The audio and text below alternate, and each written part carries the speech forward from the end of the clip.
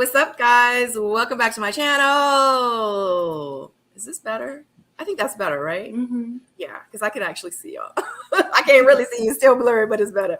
Welcome back to my channel, guys. I'm your host, Sabrina Seoul, and tonight is Friday night, and tonight we are doing Single Soul Mates, but we are doing the women's panel tonight. If you missed the men's panel, you need to go back over to last Friday, and you need to check it out. And I don't know, I think tonight is going to be fire. The men told me, they was like, I don't know, because I think we going to have the women don't got nothing on us, but we about to bring it tonight, and we going to see how this is going to go. We got some questions for you. The questions for tonight, the topics for tonight are going to be, why do women cheat? Does size matter? How young is too young? And when do you know that you are in love? Okay, so those are the topics. If you are, or if you want to know what we have to say, stick around. If you have not clicked that like button yet, make sure you click the like button. If you are new here, welcome to my soulmate family. Make sure you subscribe, click that notification bell, and we're going to get started. Before I start any panel, you guys know I like to go around the room and have everyone introduce themselves, let them know, or they're going to let you know who they are and where you can follow them on socials. We're going to start with Jamie, then Marcia, then Jay, Stacy B, and then, hey, Natasha girl, hey. Hey. All right, let's get started. Jamie? What's going on? I'm Jamie Alexander. I can be found here on Instagram at Jamie Alexander. Kind of really fun right now because I'm going viral on Instagram, so you can check that out. I'm so excited. Yes, you are. I'm also the creator of the Sassy Method. You could find at sassymethod.com. I created a transformational group coaching program that is really changing people's lives. And it's an acronym I came up with because I've grown from a lot of things, and I'm sharing all that stuff to get people out of sticky places, shift their paradigm, and do some soul evolving. So sassymethod.com, find me here on IG, and that's it. Yay. Marcia? Hey guys, I'm Marcia from Ready to Love season, 7, I think. The last one it was on. You guys can find me on Instagram. Marcy did it. It's right there or here. I am a fashion designer. I have a online clothing line called tantrumvogue.com. And then I have a personal website where you could get everything Marcy, from my sunglasses to my hair, and that's marcydidit.com. Stacy B, we're going to get back to Jay. Hey everybody, I'm Stacy B. Y'all know I like to keep it simple. You can find me on Instagram, child. Next, passing it back to you, Natasha. Hey, sorry I'm late. So I'm Natasha, the lit lawyer on everything except on YouTube. I'm unapologetically Natasha. So I just started the YouTube page that has been like a long time coming. But Instagram is the social core for me. So that's where you'll find me. Cool beans. And Jay is having technical difficulties. If you can hear me, I'll just go ahead and say before I restart this. Okay. Yep. Hey, you guys. Welcome. I am Jay from Another Round on YouTube. So it's Another Round JS. And you can also find me on Instagram, Another Round _JS. And I'll be right back. All right. We'll see you in a minute, Jay. All right, guys. Shout out to you guys in the chat. Y'all are live. Y'all always show up for me. I love you guys so much. Thank you so very much for being here. You could be anywhere on this Friday and you are here with us. Also, I do want to say shout out to all the mothers this weekend. Happy Mother's Day. You are important. You are loved. Without you, there is no home. You make it happen. You get up, you carry your butt to work. Okay, you come home, you cook dinner, you clean the clothes, you wipe the floor, you take care of the kids, you wash his clothes, you rub his feet. I don't know if you rub his feet, but you make it happen. So I just want to say, we see you, girl. Shout out to you, mom. Okay, I think you need to say we wash clothes. We are these amazing moms. You can't say you, Sabrina. Happy Mother's Day to you too. Oh, thank you. Mother's Day, but yes, okay, us. Happy Mother's Day to us. I love you. Thank you, Natasha. All right, guys, let's get right into it because y'all know I don't like to waste no time, and the topics is good tonight. All right, so we just gonna go ahead and start. I just asked that the chat, you guys just be respectful to the panelists, be respectful in the chat. the ladies on the panel list, please be respectful to each other. Let's all take turns and try to just minimize the profanity, because y'all know sometimes I be like, no cursing, and I be like, God, and I be like, dang, I can't even follow my own rules. Sometimes I get excited. But anyway, so why do women cheat? Why do we cheat? Why? We don't. That exactly. Next question. I like that. Oh shoot! What's the next one? What's the next question? I mean, I'm with you on that, Natasha. I'm not a big cheater. I actually never have cheated on someone. I won't enter a relationship if I'm not what I consider at the moment to be completely satisfied. But I was doing an after show for all the single ladies on OWN, and, you know, became friends with some of the girls, and a couple of them did cheat. And just in talking with them, it was very much like what you could expect. Like, the needs weren't being met. I keep saying, emotionally, I need this. This is going on. Hey, well, this is the kind of way where you could fill in here. This is what I need. And after a moment, you stop asking, you stop talking. The guy at work, the guy at the cash register, or wherever starts to fill the void that your man is not handling, whether it's telling you that you're beautiful or really hearing and listening to your issues and whatever it is that you have going on, wherever the deficit is. And then you find yourself wanting to text and be around that person, and you're getting the feels. You're showing up for your relationship, but you're getting your needs met elsewhere. And the next thing you know, you're doing things that you didn't know you was going to be doing. And here you go. That's my take on it. Yeah. What you got, Marcia? I don't know if this is gender specific. I think, kill me, I'm sorry, but I think everyone cheat, men and women. I think at some point in our lives, we're all subjected to it. And I'm going to just be quite honest. I've cheated. I just feel like it's no one reason. I just think we're all exposed to moments where we can possibly cheat. I think we work on it and we get better. But as women, we tend to cheat emotionally. I can't say that. Over physical. I think we tend to step out when our emotional needs are not being met. We require, emotional security.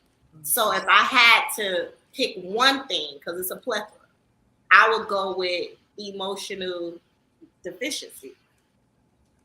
Is why women cheat. Agreed. What's going on with you, Stacey B? What you think about that?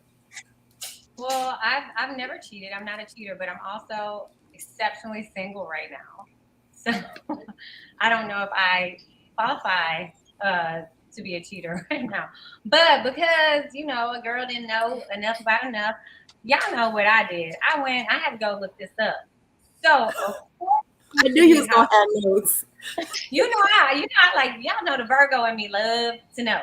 So according to Good Housekeeping, Marcy is right. Men and women now have caught up and they cheat at about the same rate as each other now.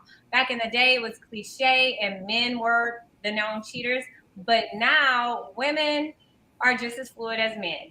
And the experts say some of the top 3 reasons are, you've already touched on some of it: lack of love, like lack of feeling loved or lack of love for your partner, the desire for sexual variety. So, if you're looking at the ceiling watching paint dry, because I literally just saw Queen Charlotte, and oh my gosh, Shonda did her thing on that.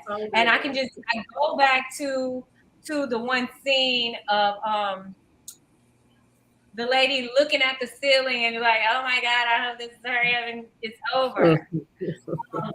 So, you want more variety. And the other thing is like situationally, like if you're on vacation, you're drunk, things like that. So those are the top 3 reasons, honestly. One thing that I felt was intriguing was that the narrative that women only do so emotionally. Sometimes what I saw, like they have like an unconscious thing with women, And if you know your partner is a good person, you're like, oh, he's a good guy, but it's just not working. But you don't want to break up your family. Women, they found a lot of women cheat in those situations as well. Natasha? So I think that the reason why I say like women don't cheat, it's like a whole thing. Like, city girls always up, so we don't cheat. But I mean, we know it happens, and I think that a lot of women cheat because I think cheating is kind of immature because it's easier said than done, but you should just like leave the situation. But the problem is that a lot of times you want your cake and eat it too. So it's like I don't want to leave the situation, but I want to add this to the situation temporarily or something like that. I definitely think it's a lack of some needs being met, a lot of emotional and a lot of physical. Because friends that I know where I've had that conversation, they went and had the conversation with their partner and said, I need this from you. Typically that's emotional. Or they're not satisfied in the bedroom, but they still care about the person, so they don't want to leave them, but we got physical needs. I think that it also can stem from a bit of, I guess, like it's almost like passive aggressive. Like, I don't want to address this issue. Like, I want him to kind of figure it out, but I'm not going to have that conversation with him, or I can't have that conversation or whatever. But I will say I've felt stuck in a relationship. So while I never like cheated, I kind of felt like I didn't want to be there, but for whatever reason, I couldn't leave. And I think that for me personally, if that was like in my history, that would have been the reason why. Like, I don't want to be here. So obviously I'm, wanting to be in a relationship but not with this person. So I might, want to step out because I can't leave for whatever reason. But that's why I say it stems from maturity, because now I'm not staying in no situation I don't want to be in. So I won't find myself in that situation at this big age. But that would have been why, like, if it were, in my, like if it was on my resume, then that would be the reason for me. What about you, Jay? I just need to know, is it cheating if I don't get caught? That's all I need to know. Like, is it really cheating if I never got caught? Like, Yes. I'm more so on the side with Marcia, where it's more so emotional, is more so than anything, especially before the physical is in there. I think women tend to emotionally cheat more than men. Men go on the more physical side of the cheating first. And so that's why I think men feel like it's worse for us, because that means we're kind of checked out of our relationship. And generally, in my experience and the experiences that I've seen, that is the case, that the women are checked out already and they're preparing their next nest. They're moving, getting ready to move over or whatnot. Because for us, if we're cheating, generally we don't cheat down. For the most part, we don't cheat down. So that means that we're setting up for something bigger or whatnot. And majority of the women that I know, I can't speak for all, but the majority of the women that I know are not fully invested in that relationship. That's why they're cheating. So if I just sum it up as if not being fully invested for the most part, from what I know. Right. So Miss Donald wants to know, how do you tell your dude the D ain't ding? I was like, I gotta. I think that's like also part of it now. Like we were talking about earlier, how now the statistics are about the same. And y'all know what else I saw? Y'all remember that whatever Madison, that website where like cheaters go to cheat, like Ashley Madison or something. Remember, it was a big deal like a few years ago. Anyway, do y'all know? So this is what they said. They said that people cheat more at the beginning of the year, like January and February. They have like a huge surge of like new members, and also you could probably speak to this in the time. Well, I don't know if you can actually speak to this, but divorce attorneys have also mentioned that the highest time for divorce filings are post holidays. So I mean, when we stuck in the house and that DADN, we run into the courthouse, baby. We go from the house to the courthouse. I don't know. I've been in a situation where I didn't know how to communicate that. So what did you do, Marcia? You just didn't do nothing? You I just just, kind of like, y'all know what I did. so you stepped out. I think against my. There you go. At first, Wow. I mean, put up the church finger.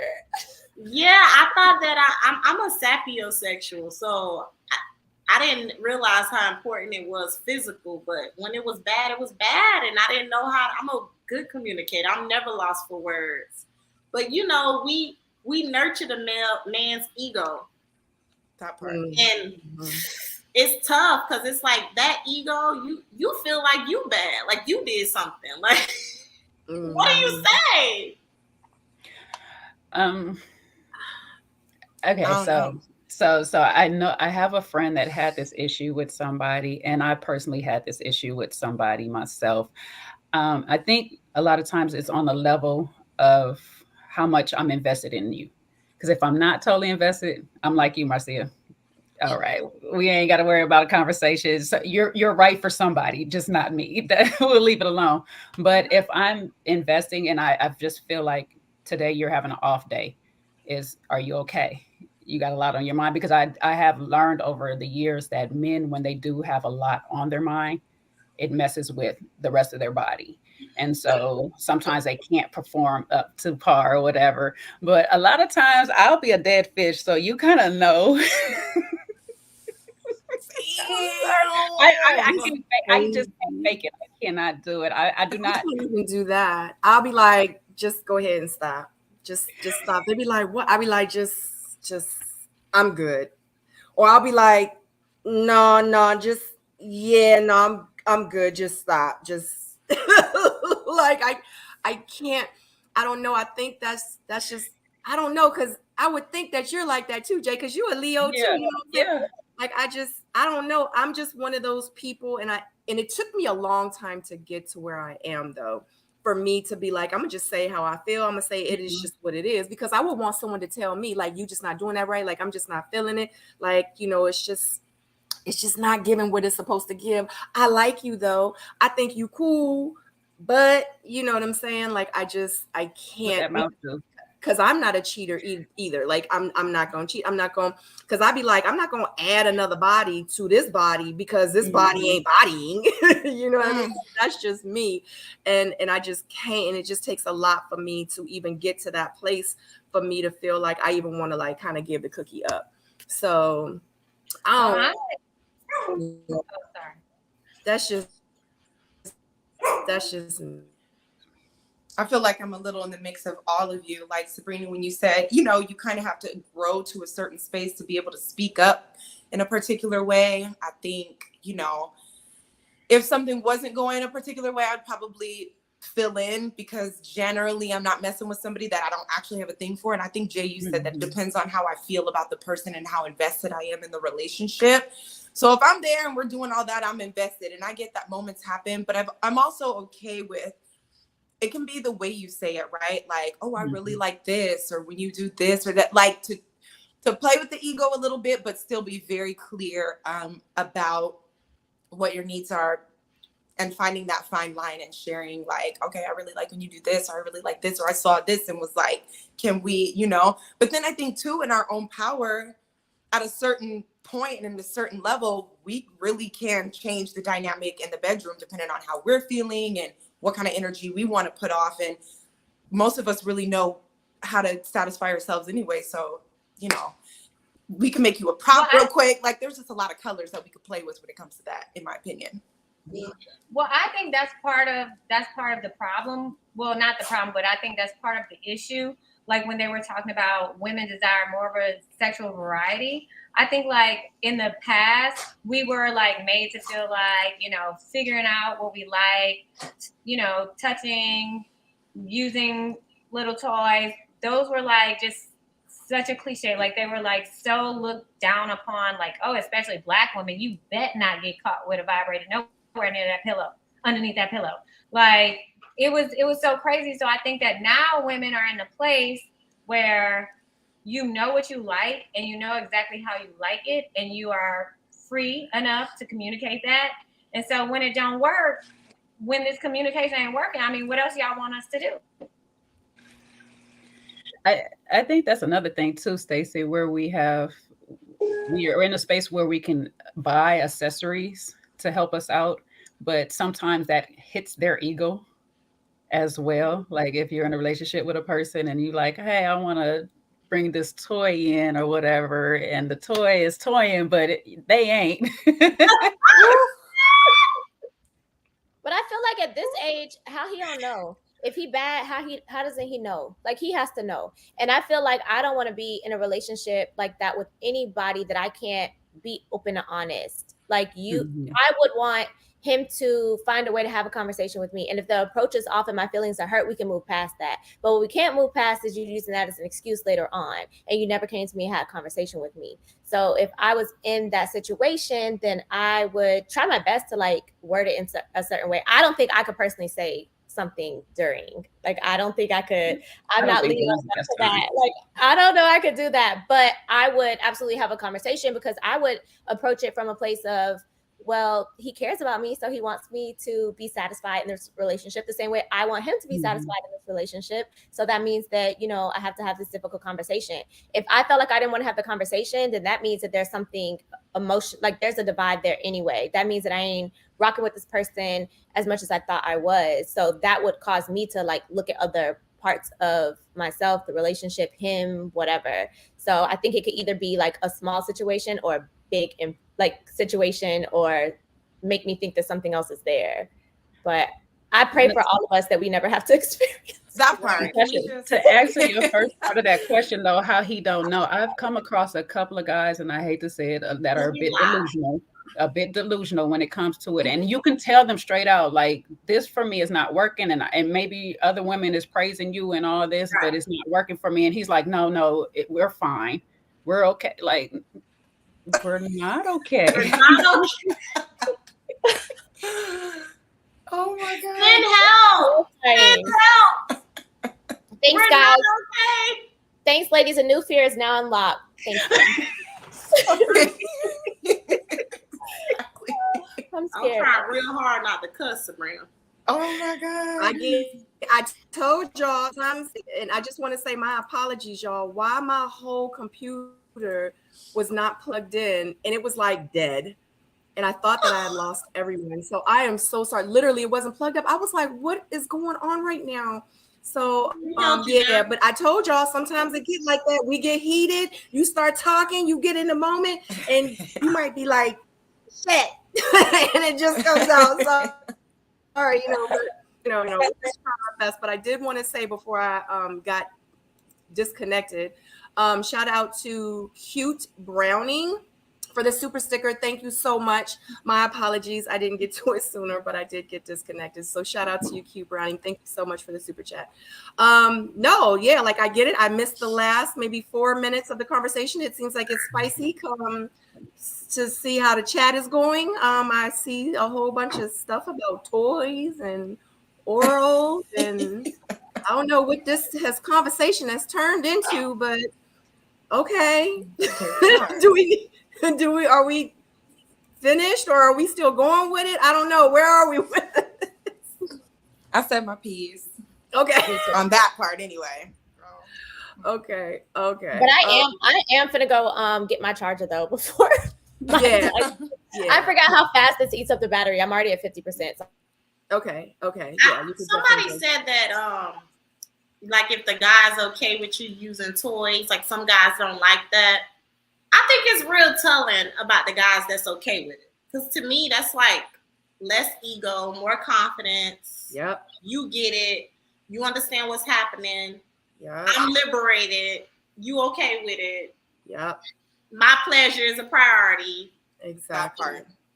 That part, like your emotional satisfaction, like making sure that you're taken care of is important to him. That speaks volumes. Like we all, nothing makes us more like energized in the sheets than knowing that who we laid up with is really into us and cares about us. enough to make sure that we're happy, satisfied first. Yes. If I'm real, because I'll be quick. I'll be like, can I use this? I'll be like, like, you gotta be more right. I'll be like, hit them in the head with it. Like, you gonna be okay? Okay, because I can put on your nipple. I feel good. Let's see some. They be like, this girl is crazy.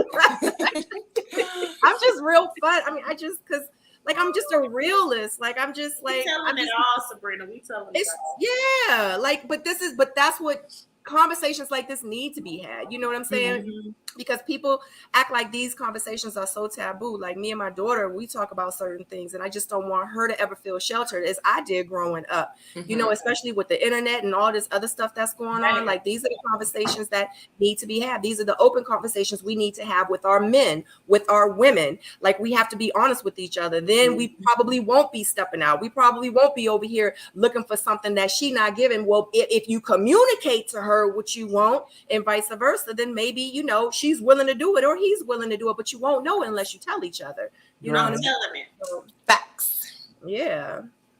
You know. Let's skip to the good part. I'm glad you shared that, Marcia. I wasn't here, but I heard like that's so true. And I missed it.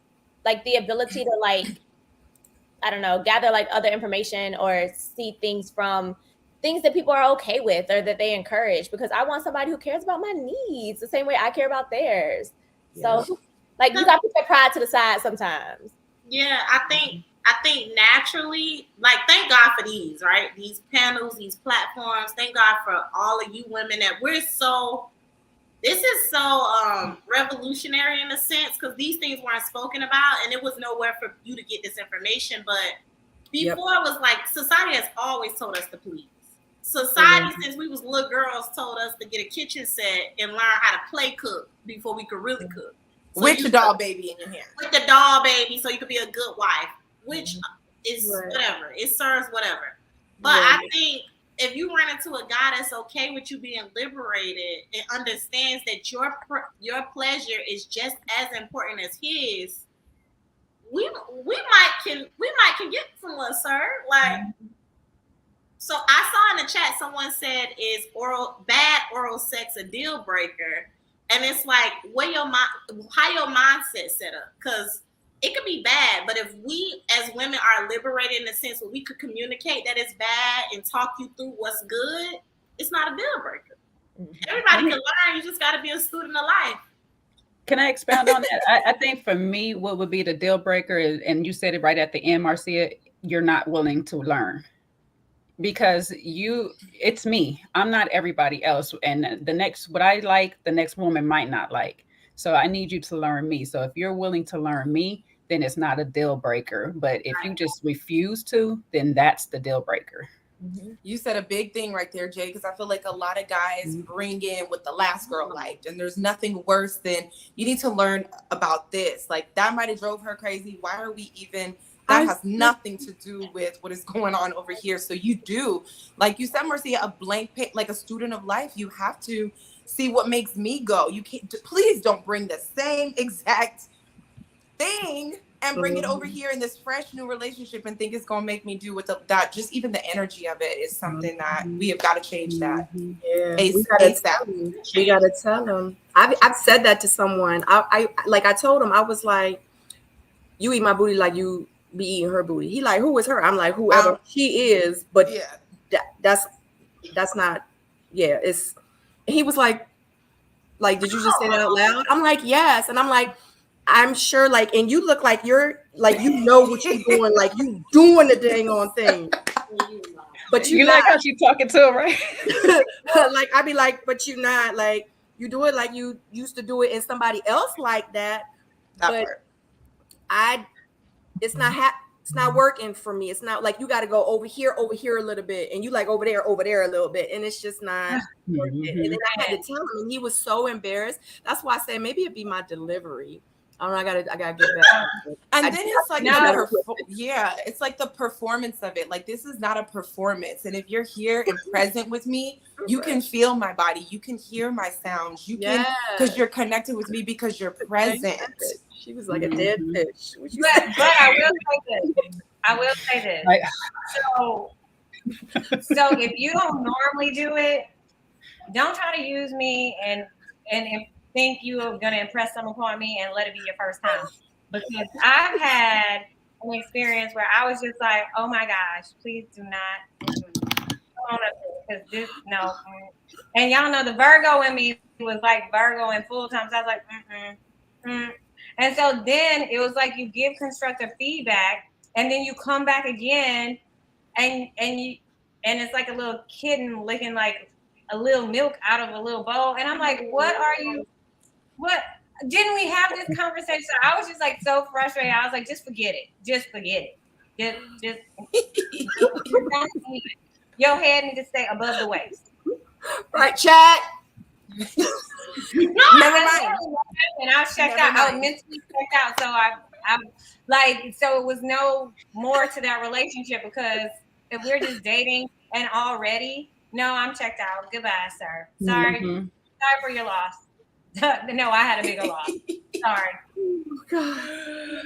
Oh my gosh. Shout out to expectations here and then a full letdown with the mouth. Oh my God. Oh, shame on you, grown men. Child, I feel like we don't even need no more topics. We need, we need to keep it going. Oh my God. All right. Well, I mean, this second question kind of goes with, I don't know how we started because the question was, why do women cheat? Okay, so the next topic is, does size matter? We might as well keep it going. Just keep it going.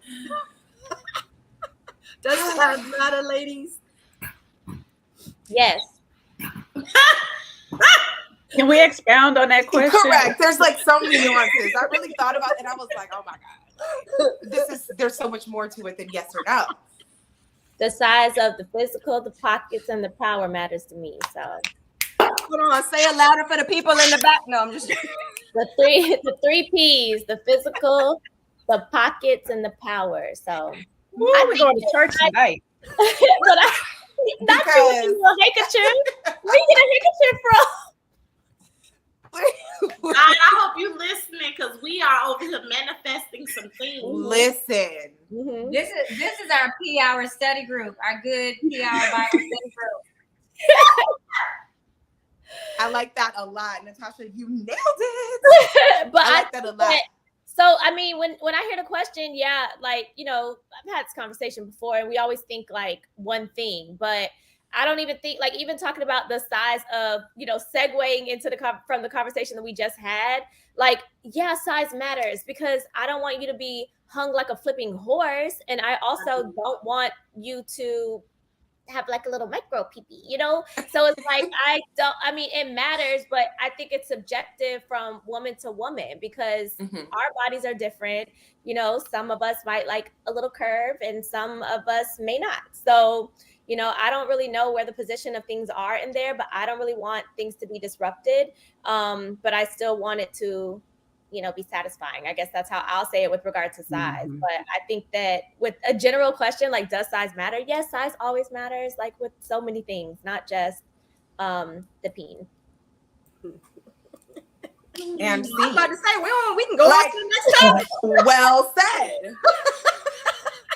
And there's so many different things, right? I was looking on Instagram today and some sex therapist or whatever was talking about the 3 different types of sex people like. Some people are emotional, there's sapiosexual, there's people that like to role play. And so even with all those different variations of things, like when I read her list, like I was thinking to myself, emotional matters so much. So even if the size is not on the micro, is really, I can't, you know. But you know, right there in the middle is enough to work with, but it's the emotional for me. For somebody else, it could be the role playing. For somebody else, it's, you know, all of these things. So just having that in mind, like that nuance, it could be smaller, but the emotional attachment is way more delicious. And the foreplay is giving what it's supposed to give. And, you know, so it just depends, like, so it does matter. Micro doesn't work. Massive is unnecessary, but in the middle, there's a lot of ground.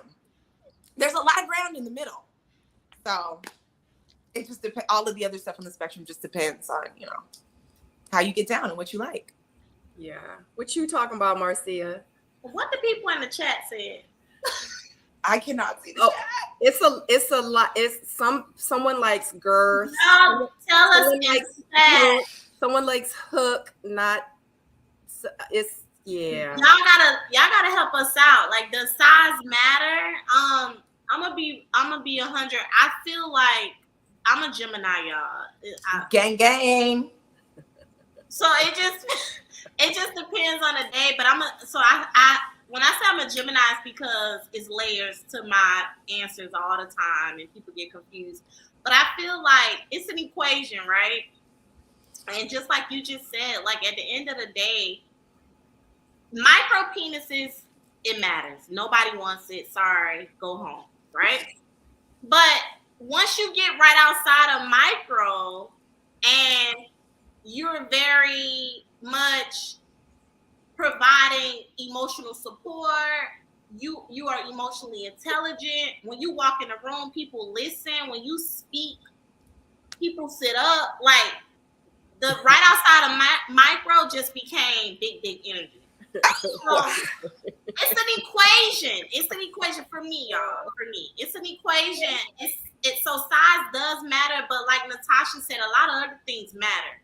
Where things that's not so big start feeling very big because the energy, and I'm a sapiosexual. I said it already. So I'm stimulated by outside factors, which is how your family respond to you, how your, coworkers respond to you, how your friends respond to you, who you take care of. It's giving boss. And I couldn't tell you that he was out the game because he had the biggest dick. No, that's not true. Can I say that? See, Sabrina, it's okay. Do you, girl? Sis, do you? I don't know what I can and cannot say.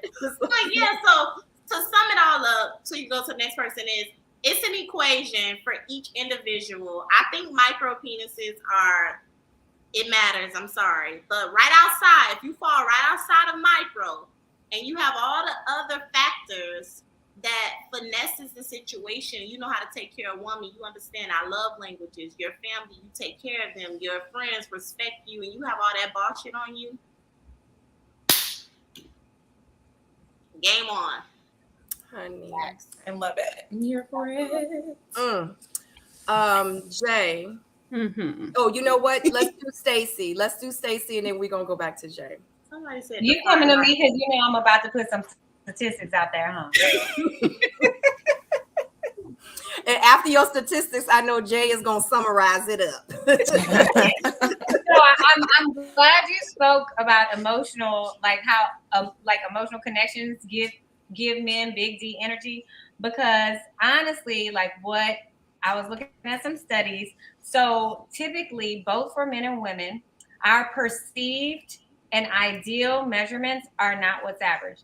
The average size peen is 5.1 inches to 5.5 inches, right? No surprise that African American and Black men lead the list on the more endowed side. However, the problem that poses is that in this group, in this demographics, they also have the most variety of sizes. So unfortunately, for this demographic of men, African American, Black men, you range from 3 on up. And someone asked, like, what was a micropeen? It's defined as anything less than 3 inches. And unfortunately, I want to say only 15% of men are larger than 7 inches, and only 2% are bigger than 8. And as far as the micropeen, only 0.06% actually have them. So when you think it's little like that, you're just really not emotionally connected. It feels small. We got a hand. I have a very important question. What is the state of the male part when it's being measured? Right. That's when it's aroused from the base to the end in arousement. Arousal. Yeah. I also looked that up too because I was like, are they doing it where it's just like not stimulated or is it stimulated? That's a stimulated D. You know, I need to know how many people are just going around getting their stuff measured out. Like, Listen, I'm like, there's a temperature right over there. I'm so tempted to just. I'm listen now. African American, Black, Hispanic, and Latino men also claim the top spot for having the most girth as well. Yeah. Let's talk about it. Girth over length, y'all. Yes. That's where I was gonna go with it because that's where it's like it's important. I'm not watching this, Lord. I mean, okay. I don't want to turn this into a whole nother channel, but like, do it. Pencil peen is not like, and when I say pencil, that means it's skinny, but it's long or whatever. But it's just, yeah, you know. And I'm sorry. I'm still nicely shaped down there, but I did have a baby, so you got to imagine you trying to put that where a baby has been. Like, that's not gonna work. I'm not a virgin anymore. Okay, so I need something to work with a little bit. I need something to grip on too, and that's what the girth come in. And that to me, that's a little bit more important than the lift because I can work with some girth over the length because some people are like well endowed as far as length, but they don't know what to do with it either. You know, and that's a problem. And like Natasha had said earlier, I don't need you to be over big because then you just doing too much up in my stuff, and I'm trying to keep my thing intact for the rest of my life. Okay, I don't need you destroying what God gave me. Please love what He gave me. Right. I can't get another. I'm sorry. So like, I needed to. To me, it's just finding that right balance that works for me, and I'm not going around testing everybody to find out if it's gonna be it, you know. And I get where Stacey come around because the more I am attracted to you, the more I'm in love with you, the better it does feel overall. So overall, mentally, sure, you get me stimulated mentally and all this stuff, I'll be all in. Like, that part, honey, you do everything right. We are in love. That's all that matters. You show up, be like, it's peen, but it's okay.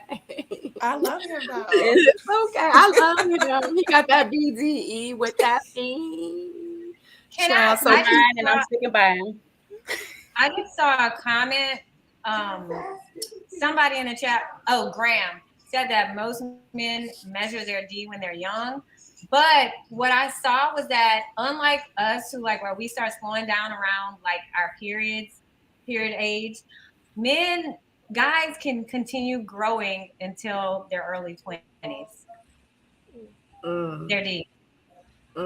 Interesting. They will have to remeasure. And do you know that the D implant, the surgery to help it out, you can only get 2 inches. You can't get bigger than that. But that's a lot though. Yeah, people will get that. 2 inches. No, I'm saying I think people in their brain, they imagine something different than like the actual measurements of it, like what it actually is. Like you're only gonna you're gonna get a +2. So if you a 3, if you at the bottom and you get a +2, there you go. You winning again. 2 inches is a lot, y'all. 2 inches is like this much. That's a lot. That's a lot. Yeah. Right. And if you're like average, you're 5.5, and you get 2, and you're at 7 point, you about to kill us. Oh yeah. See, I don't want no parts. So real quick, y'all, PO, because there's some questions from the guys that was in the chat, and of course, I definitely wanted to say the question. So PO would like to know, what does the conversation sound like when you realize that the man is teeny weeny, incy beanie? How does the song go? Teeny weeny, incy beanie. I can't relate. Yellow polka dot bikini. So how is the conversation? We kind of touched on this a little bit earlier, but like, yeah. There's probably no conversation. We can't relate. I was like, is it conversation amongst friends? Or because I don't know why we having conversation, me and him. I was about to say, you could be lucky if you get any more conversation. be realistic. I mean, because everything can be identified in the makeout sesh. So in the makeout sesh, if there's a moment and it's not, then, you know, it's a wrap. Listen, I got Caribbean background because I'll find out on the dance floor what you got going on. Yeah, they might have emotion, but don't have no ocean. So,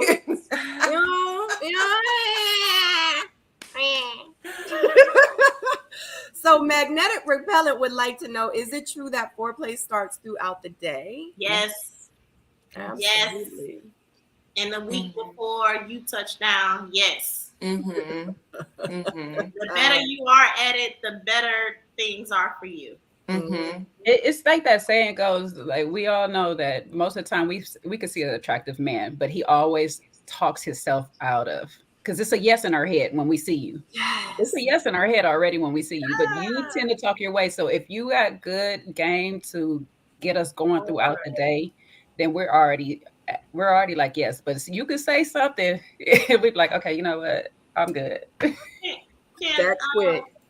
Yeah, can we say, like, can we talk about that a little bit? Because guys think that they do the choosing, and it's like, oh, I'm gonna get her, or I gotta take her down. It's like most time as women, we know after the foreplay that has happened before, right?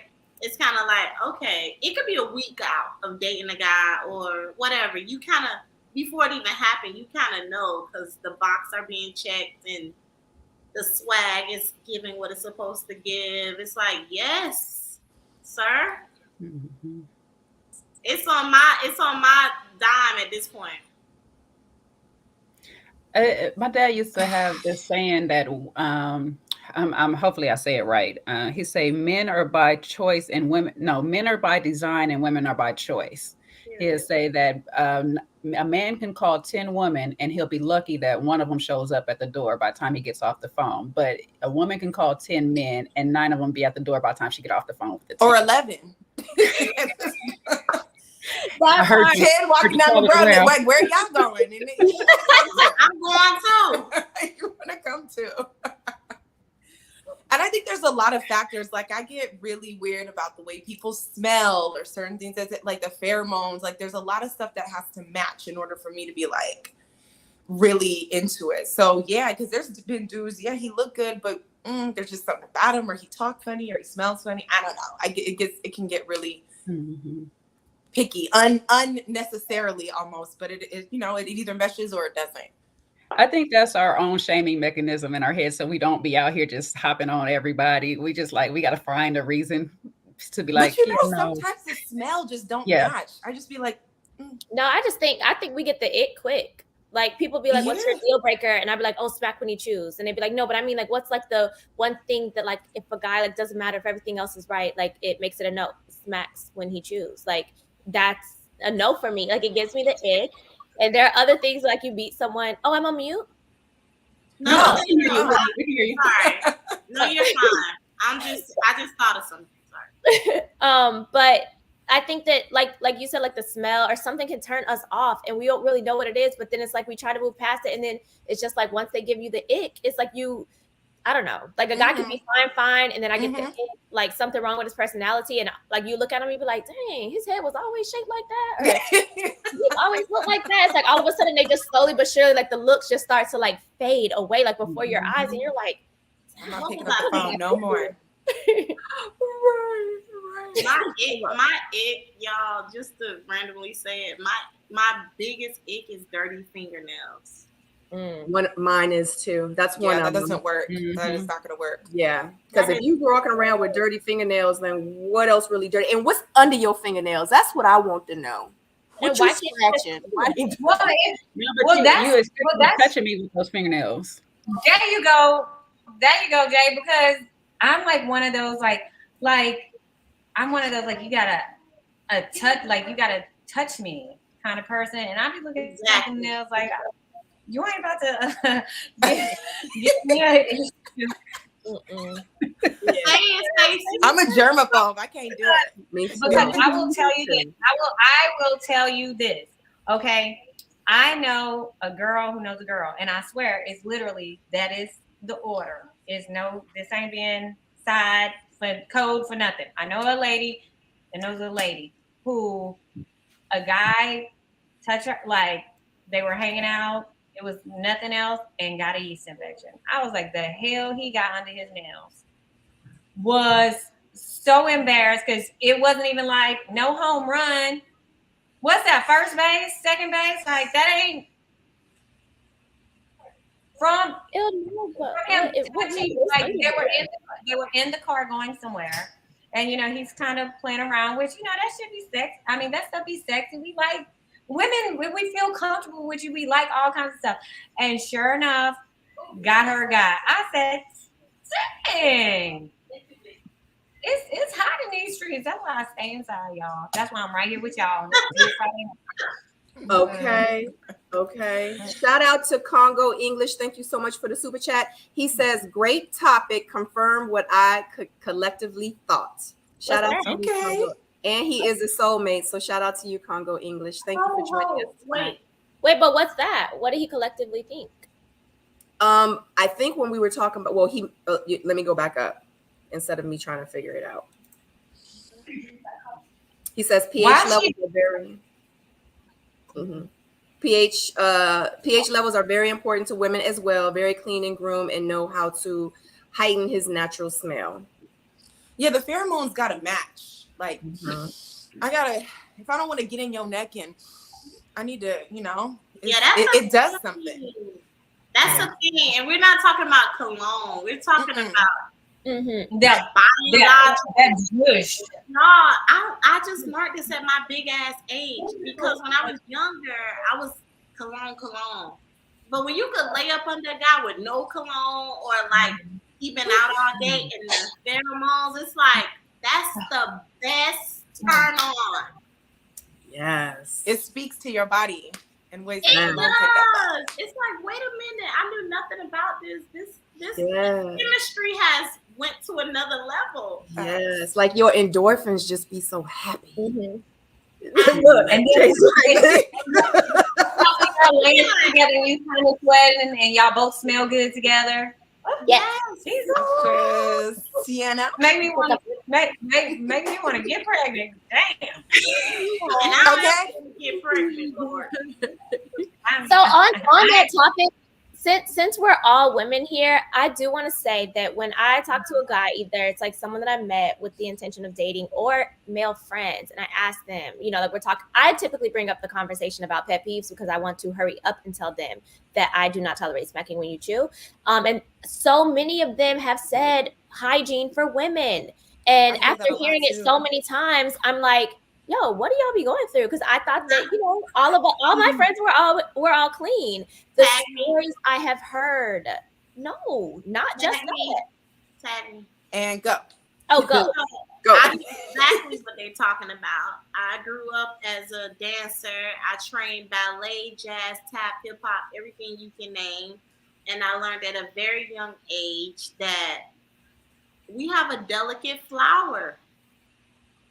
And our body exudes everything that we eat, everything. Like, it takes high maintenance. I tell people this often, like, being a lesbian, I don't know, because I know what I know.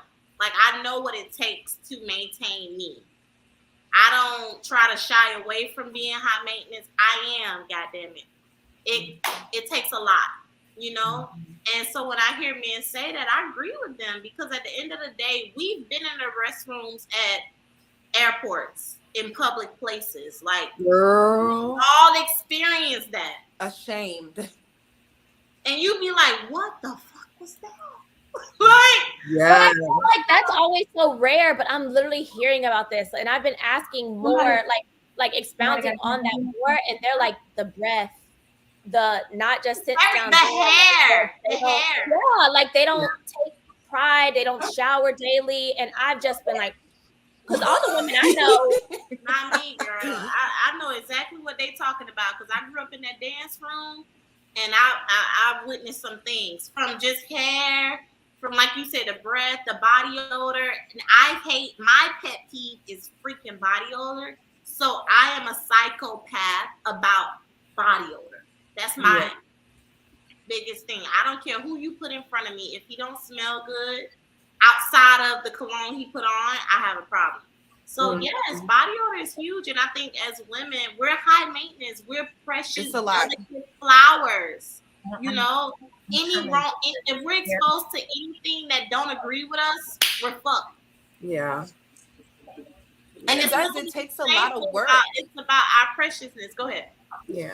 Yeah, I'm sorry, I didn't mean to cut you off, but it is a lot of work. And I find that in, being able to go slow, there is something beautiful about being a woman. Like when you floss, you got to floss every little thing. And after you done flossing, go on and get the water pick and hit with that, then brush, then tongue scrape, then get the roof. Then that takes time. You can't just be like, oh my God, I got to brush again, and then like we don't, Yes.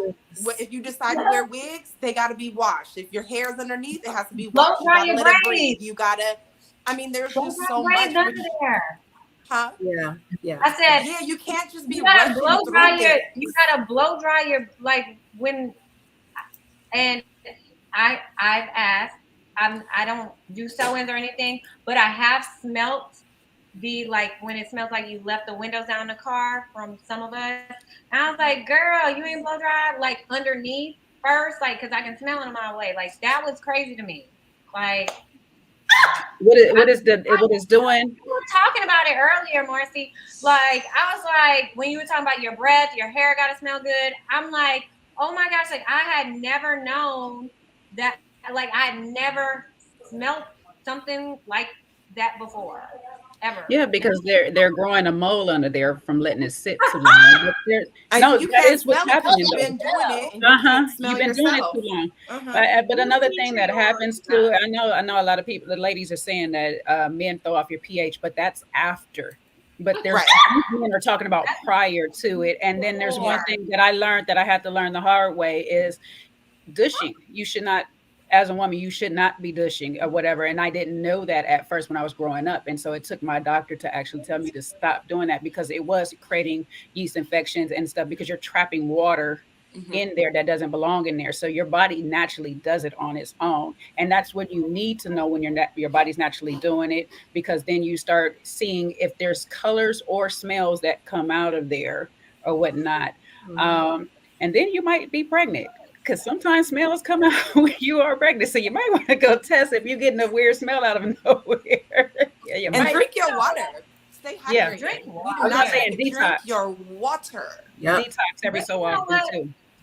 On the subject, you know what's crazy? So Sabrina, Natasha, Marcy, and I, we all did this experiment where we tried to figure out how to date, right? So then we go back to our normal lives and we try to actually like focus on dating. And it has been so strange to me. Like when, like when a guy helps you out of the car or something like that, and they're like, oh my gosh, your skin is so soft. Oh my gosh, this, that, and the third. And I'm like, the girls ain't using lotion these days. Like the girls don't believe in shea butter. And Marcy, you made me think about it. It's like, no, Jamie, when you're like after you floss, hit it with the water pick. It's like you be so in a rush to get to the D and get outside that the things you need to spend the time on the most, you rush through it. You gotta slow down in the bathroom. Be late. But the guys too. The guys too. Y'all need to use the water too. Yep. And you know what? I will give you guys. And brush the back of your tongue. Brush the back of your tongue. Get a scraper. If you don't have a tongue No, scraper at you don't this even old age, what are you doing with your life? I don't have a tongue scraper. I take that. If you look at your toothbrush and you flip it to the other side, they have them lines, them little grooves. Do the same thing. Stacey, we starting at the end of the middle. We starting at the end of the middle. Go to the dentist and get stuff fixed, because sometimes y'all got stuff rotten in there too. Like just see your dentist a little regularly. You gotta have a root canal before you come over here to the Lotus Way. One thing I can tell you guys while you're listening, one of my favorite detox baths, and I don't know how it sounds, but when it comes to any odors, anything, is a box of baking soda, a whole thing of peroxide, and a whole bag of Epsom salt.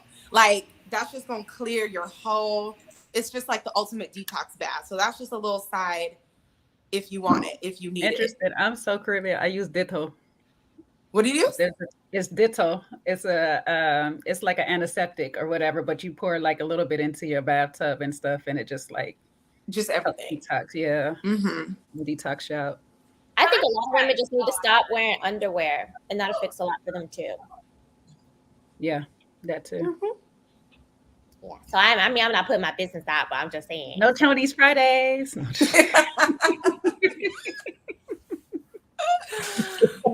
Going commando can cure.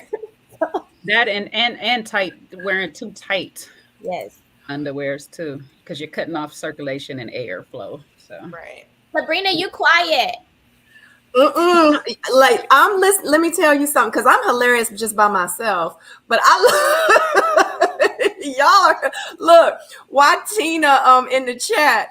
She said, what was the question again? I said, does size matter? And we talk about detox baths and Oh, well, if y'all want to go back to if size matters, y'all, this is what was crazy that I did read. So they found the most meaningful data associated with size dealt with your weight. They said, well, a guy's weight. They said studies show that for every 30 to 50 pounds over the average weight, men lose an inch of visible penis length. Well, so if that ain't enough to get you in the gym, I don't know. Yo, when I was in college, I was like a freshman in college, and this dude was like rude to me at work. And one of my friends was like dropping me back from lunch, and I was like, "Oh, there he goes!" Da da da. He had the nerve to try me and say, he was like, "Him?" He was like, "Oh, he just mad because his dick little." And I was like, "You know? How do you know?" I was about to say, how he know? Right. And so I was like getting Locker concerned because I was like, I didn't know. The locker room. And he said, "Look how he built." And I said, "What does that mean?" He said, "Oh, when guys are built like that, that means they." I still don't know how he know that, but I ain't never tested the thing. But now that you're saying that, he might have been right. Dudes know dudes. I be trusting them. They know. They know what's going on. Because they be in that locker room, just like Marcia know about women and stuff from dance. They know what's going on. Yep, exactly. Shit, I shouldn't have said that. Oh, it's true though. all her summer dance connects about to come out. Baby, listen, I played basketball, softball, cheered my entire life. And baby, let me tell you, you wasn't lying at all. Not at all. Yeah. You don't even have to cheer. You can go into a woman's restroom. I'm sorry. Yeah, you don't have to be doing no activities. They don't Go to say the no airport. To the airport for real, baby, and don't go. Ooh, I be trying to hold myself on a plane and let me go in that bathroom behind the lady. Mm-hmm. That little small little that little airplane bath. Oh, It's I nothing feel like- worse to smell like ladies' actual natural odor. I was like, was Ariel in here? We under the sea? We got all the fishes, the octopus. We got. But the airport, they clean it like every 5 minutes. So that's really cool. That's true. But you know what? That'd be potent. But you know what? I think too, because a lot of women just don't understand their body.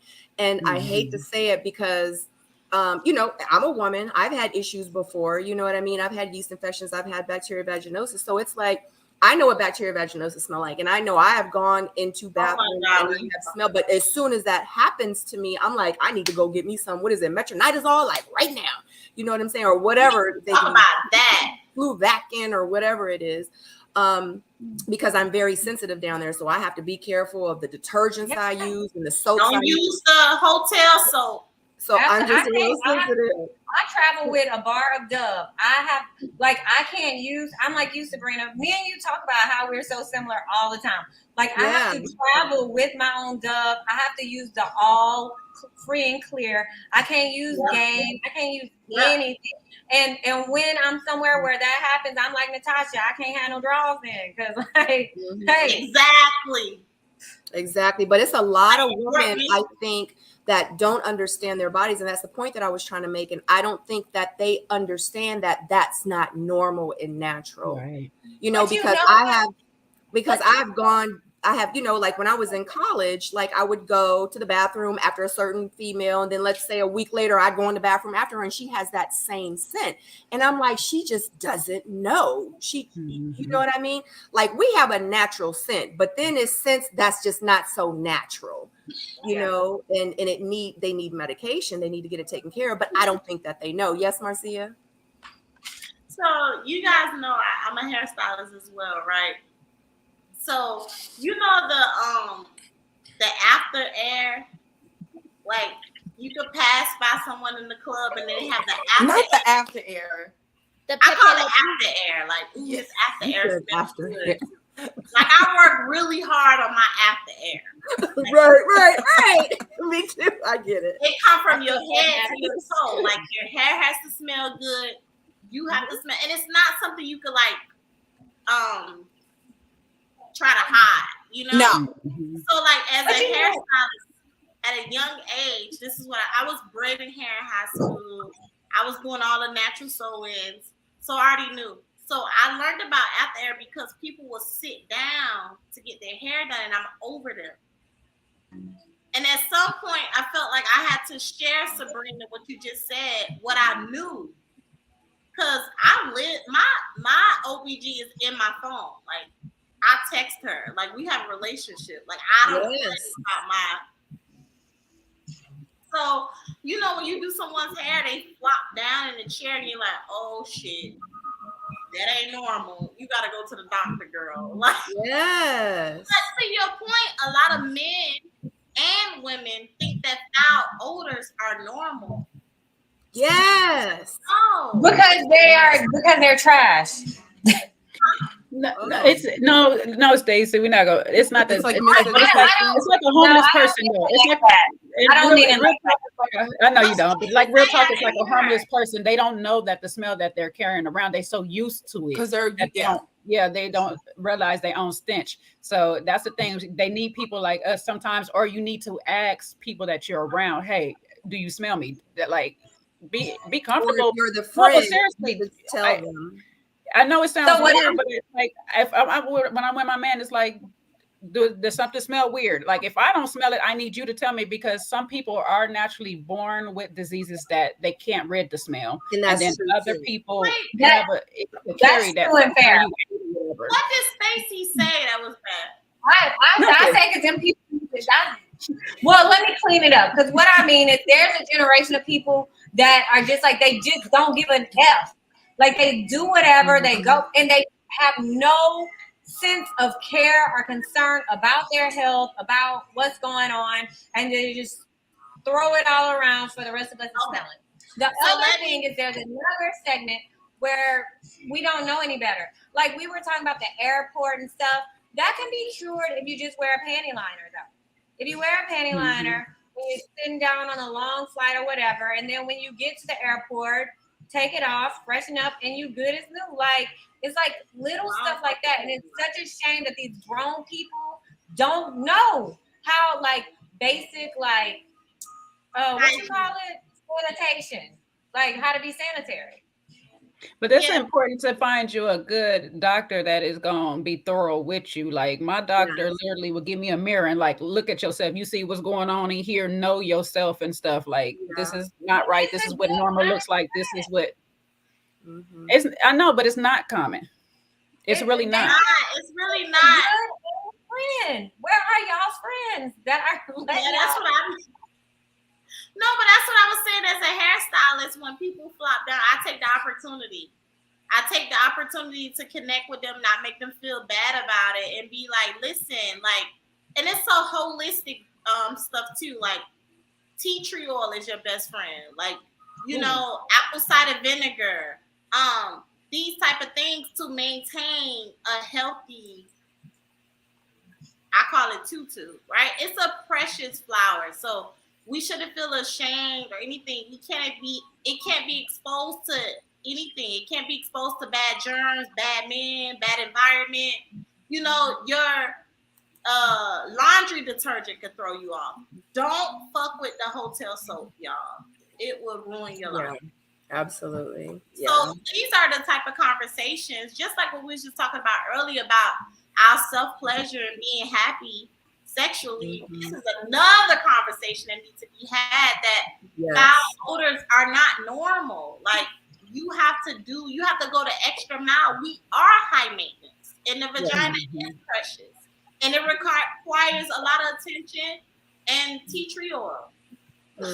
That water, I agree, Kenya from Cali, that water is so important. Yeah, and also being particular about who you let run up in it too, because that has a lot to do with the smells too, because all them different mixtures, and a lot of people don't understand too, especially women don't understand, if he's over here dipping and dabbing and she got something, and even if it is, let's just say if it's BV, it's, you know, it's not sexually transmitted disease, it's not an STD, but it can be transferred from here to here.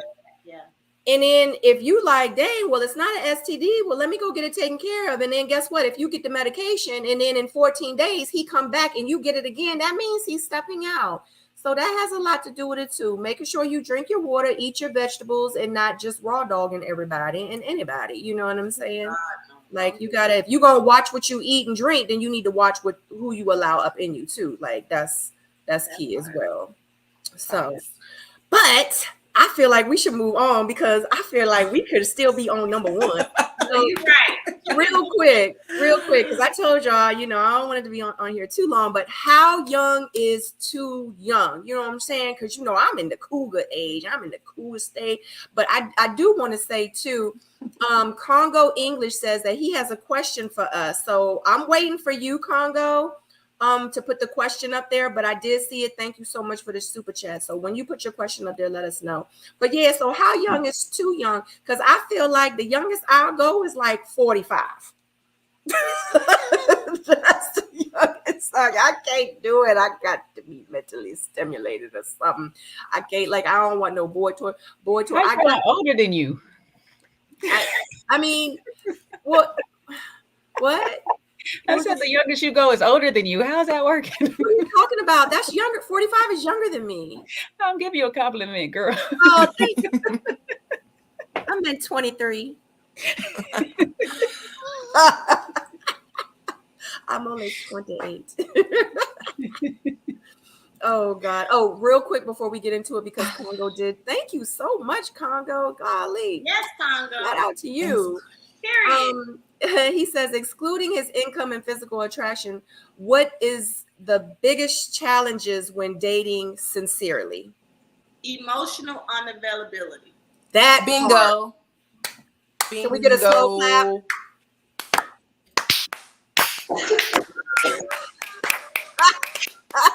That part. Okay, I want to add on. I want to piggyback. I want to add on to that. So emotional unavailability or emotional immaturity, and also inadequate communication.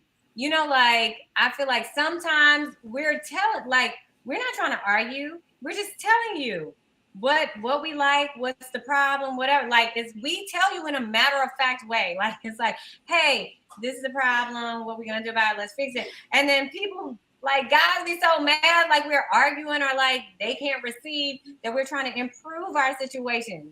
We're not trying to have static. We're trying to build.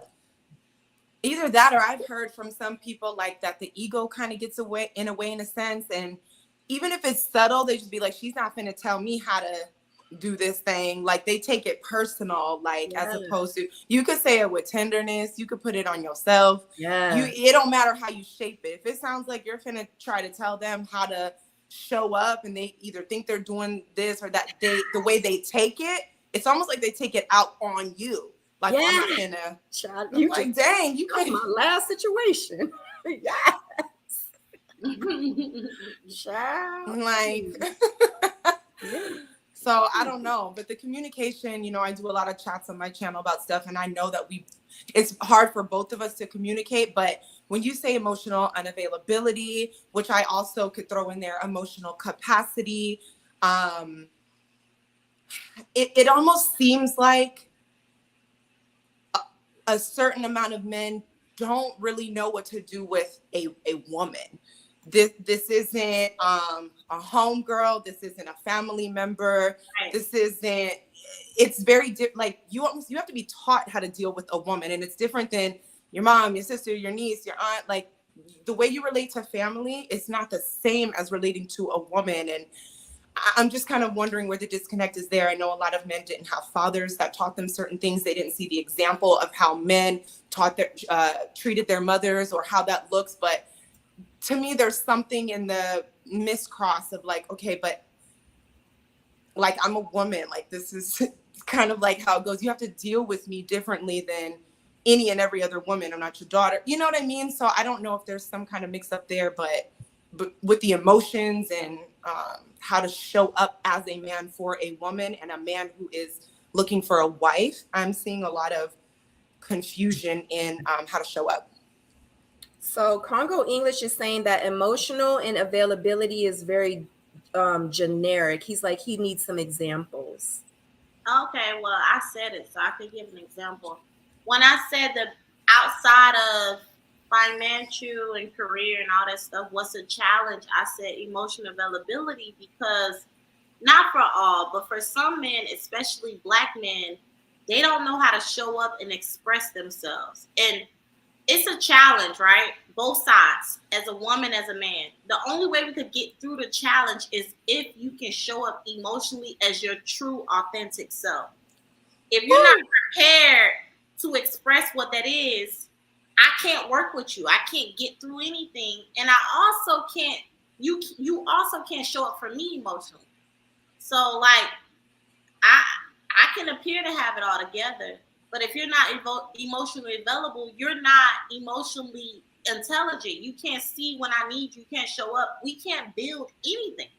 So we can have everything. We can have the careers. We can have the physical attraction. We can have the 5-year plan or the 10-year plan and want marriage. But if emotionally you are not present or available, present, whatever you want to call it, we can't go forward. So an example of that is, I don't know how to express to you that I have a problem with this. I don't know how to express to you how much you mean to me. I'm afraid to express to you how vulnerable I am in this situation. I can't be a great partner because it's not being communicated to me what you need from me emotionally. And in result, you can't be what I need you to be emotionally. So we hit this wall where the paperwork it looks great. We both have our careers. We both say we want the same things. We both, saved ourselves for each other. But at the end of the day, there is a brick wall that we can't break through because I don't know what the hell you want or need. And you're unable to understand what I need and want. Can I put it maybe in a layman's term, and correct me if I'm wrong, Marcia, but showing up authentic and being vulnerable. Is that where we're going? Like, kind of like saying, like, being your true self in the moment, not having to try to show out for me or think you have to put on for me, but being you, showing up as you, and being vulnerable enough for me to actually accept you for who you are. Yes. And like what you're saying, Jay, on top of that, not showing up in a way where you're trying to protect yourself. A lot of people do that. They carry wounds from a past relationship or, whatever, and bring it in and think they're seeing or think they're hearing something. And instead of being there for the moment and being there with you, they're trying to protect themselves from what happened last time. And, this is what happens when. And I think we all do that and bring it in. Right before I got on here, I was talking with some girl on Twitter, and she was talking about how, and maybe the men can chime in on this, but men weren't raised to share emotions. Like, we got the permission to like cry and do this and be girls, but the boys, a lot of them were raised to not emotionally emote. And so I understand at some point you may not have the tools and the language or really even understand how you feel. Like, do you even know yourself outside of performing as a job, as a dad, as a husband, but outside of the performance, do you know yourself? And can you do the work to break past the barriers of, okay, maybe you didn't grow up or feel safe in your household to express how you feel, but now it's required because of everything you said. So the problem, the issue that bothers me with that is that I get that is an issue with Black males. However, we were raised in those same households. I wasn't allowed to be emotional like that either, but I don't expect that to be understood. But what I do kind of expect, and I feel has been lacking, is understanding and grace to us. So even if we weren't raised that way as the girl, we were raised in the house, a lot of us, with the boys. So we get that. We get that, boys are taught to be this way and whatever, and we are supportive and understanding of that. But like, let's kind of change the mindset of it being different and just focus on the similarities, because we were raised in those same single mother households, or whatever the household that led to, that childhood trauma. How about let's all go get the book, The Child Within, and let's work on those together and set that as the goal, to say like, okay, well, let's rebuild and, take all these generational curses and remove them, but then keep the Black love alive by being supportive, showing grace and understanding, and having understanding for those types of things. So I just wanted to add on that I do, before I pass it, I want to say that the answer to Congo's question for me is two main things. I'll say the lesser controversial one first, which for me, it's bad stereotypes. People will see me on like IG or even meet me in person and think that I'm one type of woman, and I'm really not that. So I think that if I was the quote alpha female, then I probably would be successful, because guys either think that I'm a challenge and they just want to see if they can get me to like them, but then they send a representative and they don't have any intention on truly being that person for a long term. So then once I get to the point, I'd be like, oh, I kind of like him. Then he'd be like, okay, phew, now I can this up, because I just wanted to prove the point to myself. I can't really be this person. Or they're very beta and they want me to be like alpha and in control. And that's not how I am in my relationship. Like, I do that at work and I have to be the boss and I have to be in charge. When I come to my relationship, I want you to be strong, be a leader, because I don't want to be that person. I want to be my soft side in my relationship. So I lack that, because the kind of guys that may be that type of person will want a more submissive, I hate all these terms, that's why I use the air quotes, more submissive woman. They don't think that's me. So they're not going to naturally be attracted to me. So when I meet people, they're like, oh, dang, like, you're really down to earth. Oh, you're really this and you're really that. And I just don't even ask anymore. I'd be like, oh, okay. Because like, y'all missing out if y'all want to judge people and be wrong. The second issue that I'm having is that, and I know probably people, I'm not even looking at the chat, but these men too sassy for me now. So I just feel like they won't argue, and it's like, it's just very much given. If you want to be the bad bee, then just say that. Like, we don't got to compete with each other in a relationship, because I'm not gonna do that unless it's the healthy good kind of competition, you know what I'm saying? But that's been the two things that have been the most difficult for me. If I can be like vulnerable for a second, because I don't really share a lot about this part of my life, but so y'all know, backstory for those of y'all who don't know, I was with my ex-husband for 17 years, married for 10 and a half, right? And through that time, we went through a lot, right? Certain things we could work on. Certain things, we can work on, we can improve. You want to step out, okay, what do we need to do to fix this? We want to do these things. But my line in the sand came when he was not emotionally available for me anymore. So that meant, like, I'm Catholic. I'm from a very Catholic, traditionally Catholic family. So we don't just like get divorced. So me getting divorced was a big damn deal in my family. It wasn't a decision that I made lightly. You know what I mean? Like, it was very tough for me. It was like my family felt like they were going through a divorce. It was very rough. So when I own a business, I have these kids, he's off abroad working, and I'm like, and I'm being vulnerable, which Black women, like, when we get to a point where we're asking our men for help, when we're articulating, hey, this is how I feel like a single parent. I'm tired all the time. Like, I need, I feel like my cup is running empty, and I keep feeling into you. I'm feeling into the kids, and no one's pouring into me. Like, I need you to just compliment me. Just tell me it'll be okay. Or call me. And my experience was like, Well, if you think I'm cheating, I'm gonna show you how it feels to be cheated on. If you don't think I call enough, I'm gonna show you how it feels to have somebody not answer the phone. If this is how you feel, this is what I'm gonna show you. And that was my line in the sand. I didn't know it was abusive until I went through therapy, after the fact. But during that time, it was just like, I was like, oh my God, like, I'm the mother of your children. Like, I'm holding it down. Like, I've surpassed your income and you getting dough, you're a professional athlete. Like, I'm here with you. Like, I'm making a plan so you can retire when you're ready. So we don't have to worry about an income shift.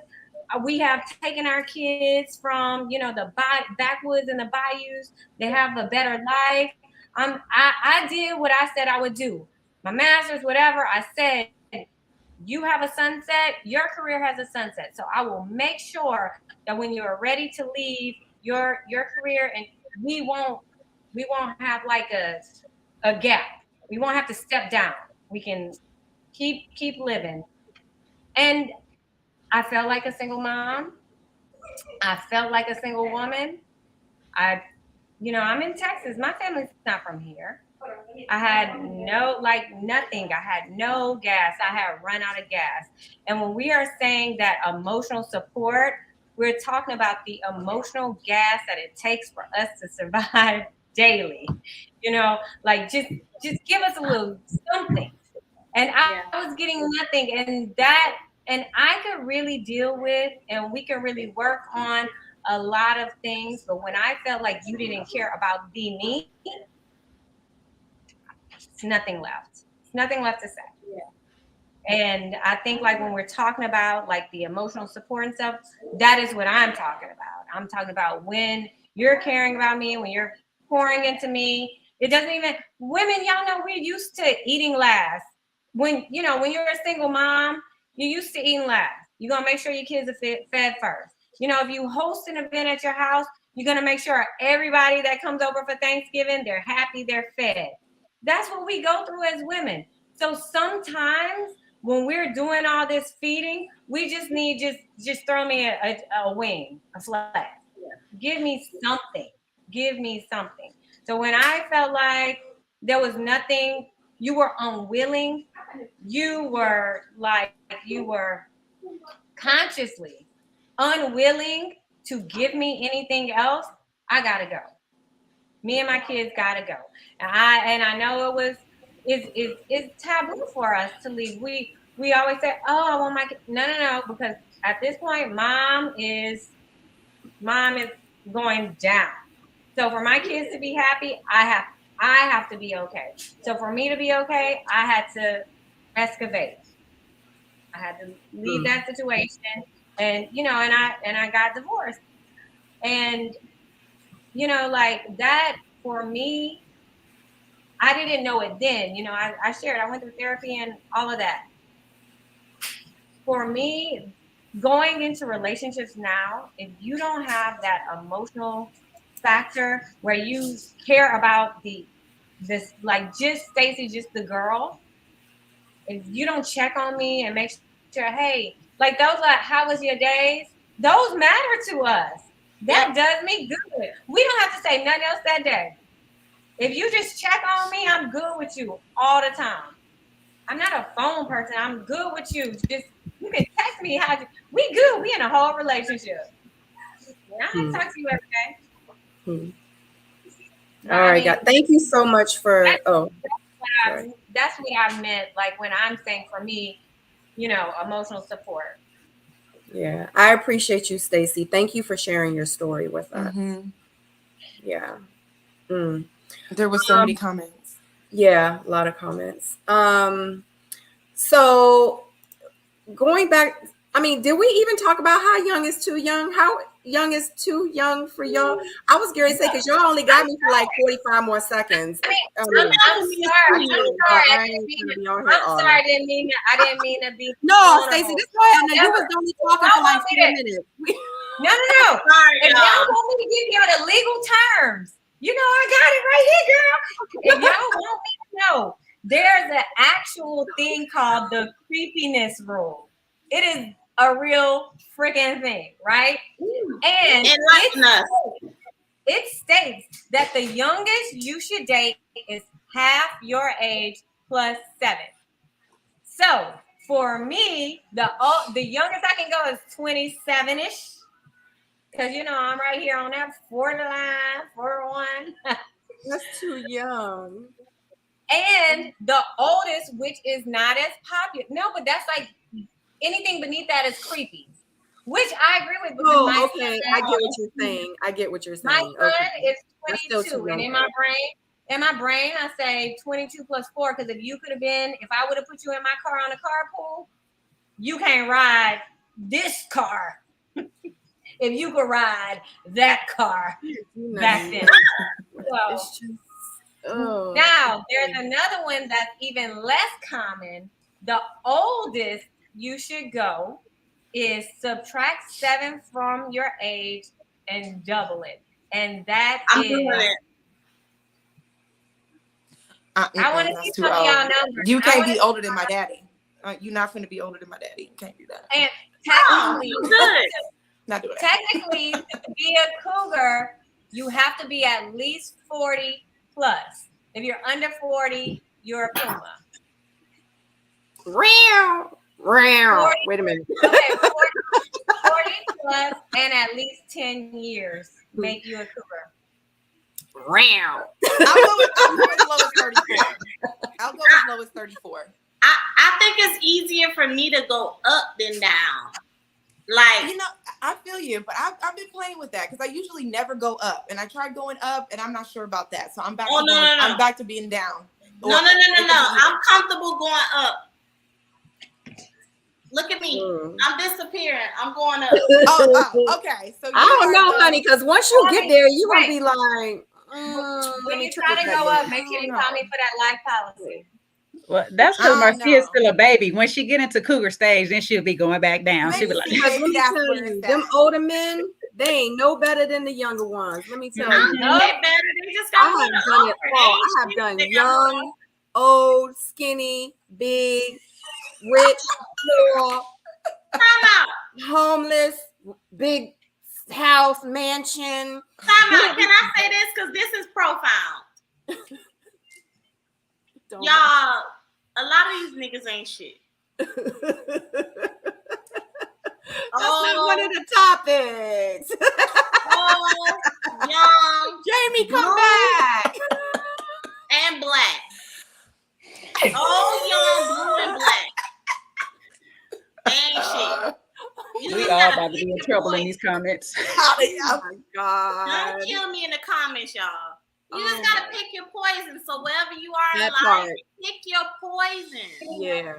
Mm-hmm. And I think that you fuck around and find out. Sabrina, I'm sorry. No, it's okay.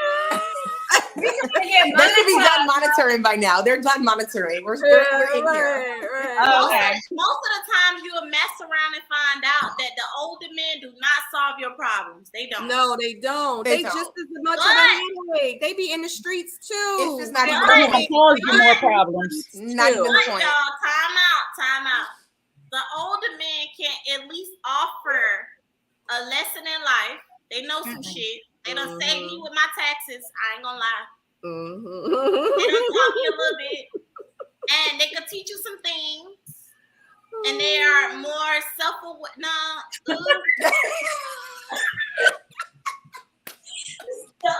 Well, in Marcy's defense, men 45 plus or what's the statistic? Hold up.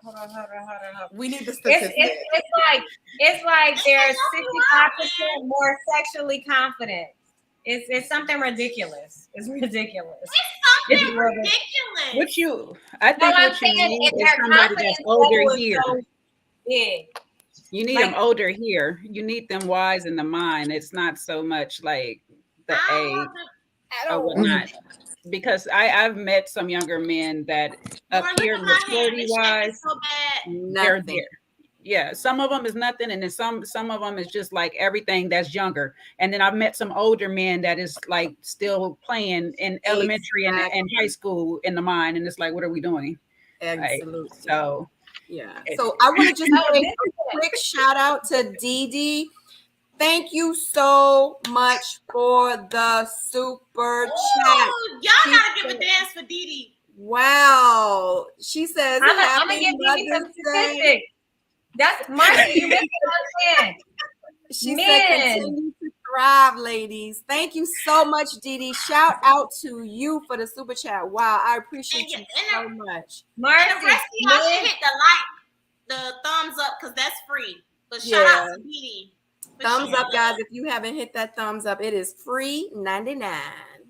Marcy, so what I was saying to support you is sexual confidence goes up as you age. Men above 45 and older are 65.4% more confident than their counterparts. And they pleasers. They want to make sure you happy. I'm telling y'all, them young boys they just got introduced to the game. I don't know. What age do you define a young boy? Because I am the young boy is my age. Some people just like the cut. I got some are in the cut, so I'm not a full blown cougar, but I'm just a cougar. I'm gonna tell you from experience. I'm gonna tell you from experience. I love y'all, but all y'all body language. This girl got her hands up like this. Amy done shift. I mean, Jay done shift us up in the seat. Everybody body language is giving. I like the young boys, and I'm on my own. No. Listen, from my experience. From my experience. Younger than me. I'm 34. That's why I told you she's a baby. That's the reason why she's going. She's still a baby. I dealt with a guy your age, and he was my favorite guy. That's what I'm about to tell her, Stacy. Like, I have met people that was 10 years my senior. I was 10 years their senior actually, and they was into pleasing and doing all of those wonderful things because they was trying to teach me a lesson. I was like, I'm in for class. Hello, let's do this. But I just knew he wasn't going to be long term because. Well, some of them are very serious. Mm-hmm. Some of them can be very serious. Right, Jamie, like 34, 30. Like that's men's club. That's when they try to settle down. So they try to date you intentionally. And then you gotta think, like Marcy, you are one of the few. Them like a large amount of your demographic, they're not as women, they're not as serious and as intentional and mature as you are. It's still that generation of toxicity that when their clock ticks and they're like, oh my gosh, let me get out the club real quick. And then they're looking around, they don't have nobody else but us 40-year-olds. Come on, daddy. And when you look young, you have to be careful dating an older man real quick. Sometimes too, as a younger woman, is that he's still trying to live in a certain time period of his life. So you do have to watch that because like in some of my experiences, I've had some that literally talking to their brother, they like, oh, they get younger each time. So he's not trying to go past a certain age in his life. So he keeps finding girls that are in that age bracket that he wants to stay in. Yes. Can I say and then this? I start to question, like when you're when you're like 50 or headed towards there, like, why aren't you married? Have you explored what that barrier is? Do you really know what's going on with you that is actually, because you're the initiator. You can go get a wife. We'll either say yes or no. So with you being in that position, why at your big old age are you not married? And if you want to be, and have you explored that and then gone even deeper to start to repair some of those things that are keeping you from the commitment? And I kind of think that's where when you go down to these 34, 35, it's not as instilled. We're not talking about 47, 48. Like, where's your wife? Like, we're dealing with people who are now coming into like, okay, I need a wife, and like doing all of the things to kind of, lock that in. Yes. In my opinion. I think I think if I respond, I'm gonna take us into a whole another hour of talking. But I'm scared. I respond with y'all. I'm scared. We'll have to talk about that another time. I was y'all. gonna say, I think that's a good one we could continue with. Right. Yeah. So, right. Sabrina, are Yes. we outshining your men's panel so far? You are. I mean, You see us? You got ask. I was gonna say if I had to choose the men. They Oh did- God, Did they I'm gonna dig keep it? it. They were good. They were really good, and this has been amazing. We still got one more question, and it's an hour and 40. Y'all, it's 10 minutes past my bedtime, but the It's men Friday. panel, the men panel and the women panel, I'm gonna keep it 100. It's honestly really neck and neck. Like, you always playing nice. Tyrone said the answer is no. I be keeping it. I'm not playing that. I'm being honest. Sometimes you gotta be the bad cop. I'm being honest. This was a great conversation, but the men's conversation was bomb too. Like, Put me on the men conversation because I gotta when keep I cuss it over there. I gotta We keep done it told 100. people. First of all, Sabrina, the men's panel should all be here thanking us because we done taught women how to wash behind their ears and get all the brown That stuff part. and all the makeup residue out. Like that Q-tip, get out the corner of your earlobes, baby. Get Right that there, ear copper This out was a and wear great panty liners. Like conversation. we done been the real today. and blow dry your hair before you put the wig on. Look, The Tyrone bath said the ingredient. answer is no. Look, all y'all got quiet. I'm not paying attention to Tyrone. Find that hard Why? to Because believe. women concern themselves with what men think more than what women think. That's our fucking problem. Mhm. No, What honestly, Marcia said. it's both of them were good, just on two different type of levels. So it's hard Right. for me to, you know what I'm saying? But like both are great conversations. But guess what? We still got like 3 or 4 more panels with each. So no, maybe not even, maybe three each. So you know, we'll see. I don't know. Maybe we'll have a panel where it's all of us together and we can go back and forth. That would be fun. I'll say it like this though, Marcy. I know she played good cop, but from watching the men's panel, I really respect their candid and openness that they gave Yes. because they were very vulnerable through their panel, and it was really good. And you know, we up here, we just doing what we do normal. We talk like this on a regular to each other. So this Wait is just a minute. Was some of my castmates on there being vulnerable? They were. Oh, that's interesting. Yes. Yes, like for real, like y'all have to like it was really. Hold on, what? Did I miss something? Somebody said they from the Congo. I like the Congo.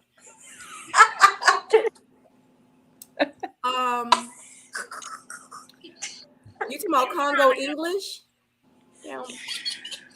Marcia, when I come down to Miami, I mean, you better be ready, okay? Listen, I'm trying to Get back to Miami, girl. Yeah, I'm a good time. Somebody said I'm just a good time. That's what they said. I feel like your energy is like, I'm ready. Oh I'm ready. my God. Real Look, trip after this. Look, this is Dr. 100% said that Marcia is my spirit animal.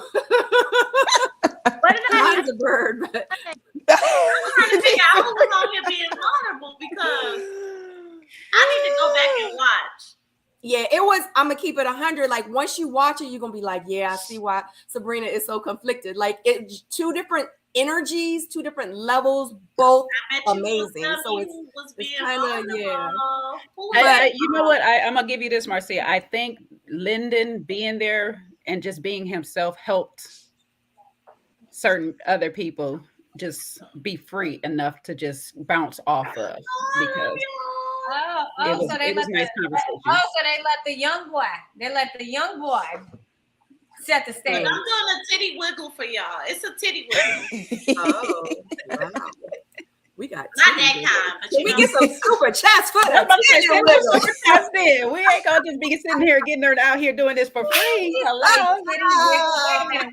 No, I'm not. She just No, like but titty wiggle. I think that Lyndon and I are very. He said this on an exclusive clip that didn't air. Me and Lyndon are much alike. We don't take a lot of things serious, but we can get down and people think we're like aloof, but when they talk to us, they realize it's some depth and we can really go deep. I love Lyndon, so that makes sense. Yeah. All right, so the last question, just real quick, we're gonna go around the room. Because it's time to go home. When do you know you are in love?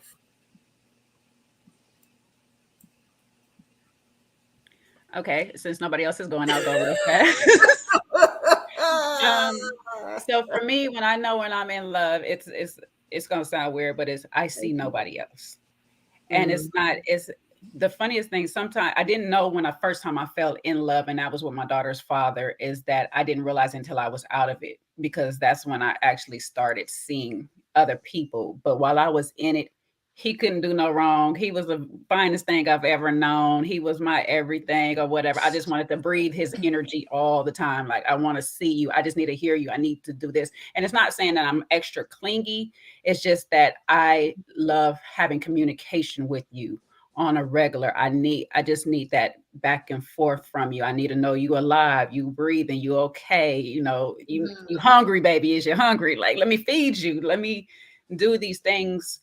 And so it's like, I don't know, it's this euphoria that kind of comes over you in that moment when they name pop up on your phone. It's just a tingle through your whole body. It's a vibration through your whole body, and it's just like, oh my gosh, this is my baby.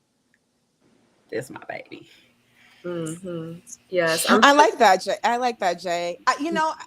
was hesitant because I think I'm under redefinition when it comes to that. I do know what you mean. I don't know when you were with your child's father, but I remember really, being engaged, and he could do no wrong. I just loved him so much. We were so tight. He was my best friend.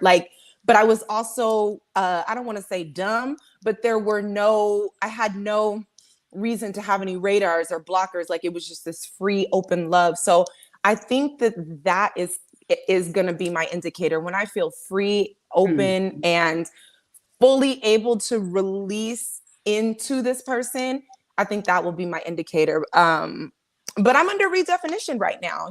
As I grow and as I go and grow through things, I'm like, I have to look back, like, was that love? Was it this? I'm picking it apart. I'm not really sure, but I've had that feeling of freedom in moments with some of these guys, but to just be completely relinquished to an energy, it's been a while. So I don't know. I was thinking, when I want to get inside your t-shirt and be there with you, then I'm really there. I'm really like in it. like But in your skin. when I want to be in your skin, I know how I can get. And like you said, it's not clingy, but it's just like, I love you so much. It's like, you don't touch me, but I can feel you. Like, it's just, yeah, it's the oneness. It's like it's being one. And, right here.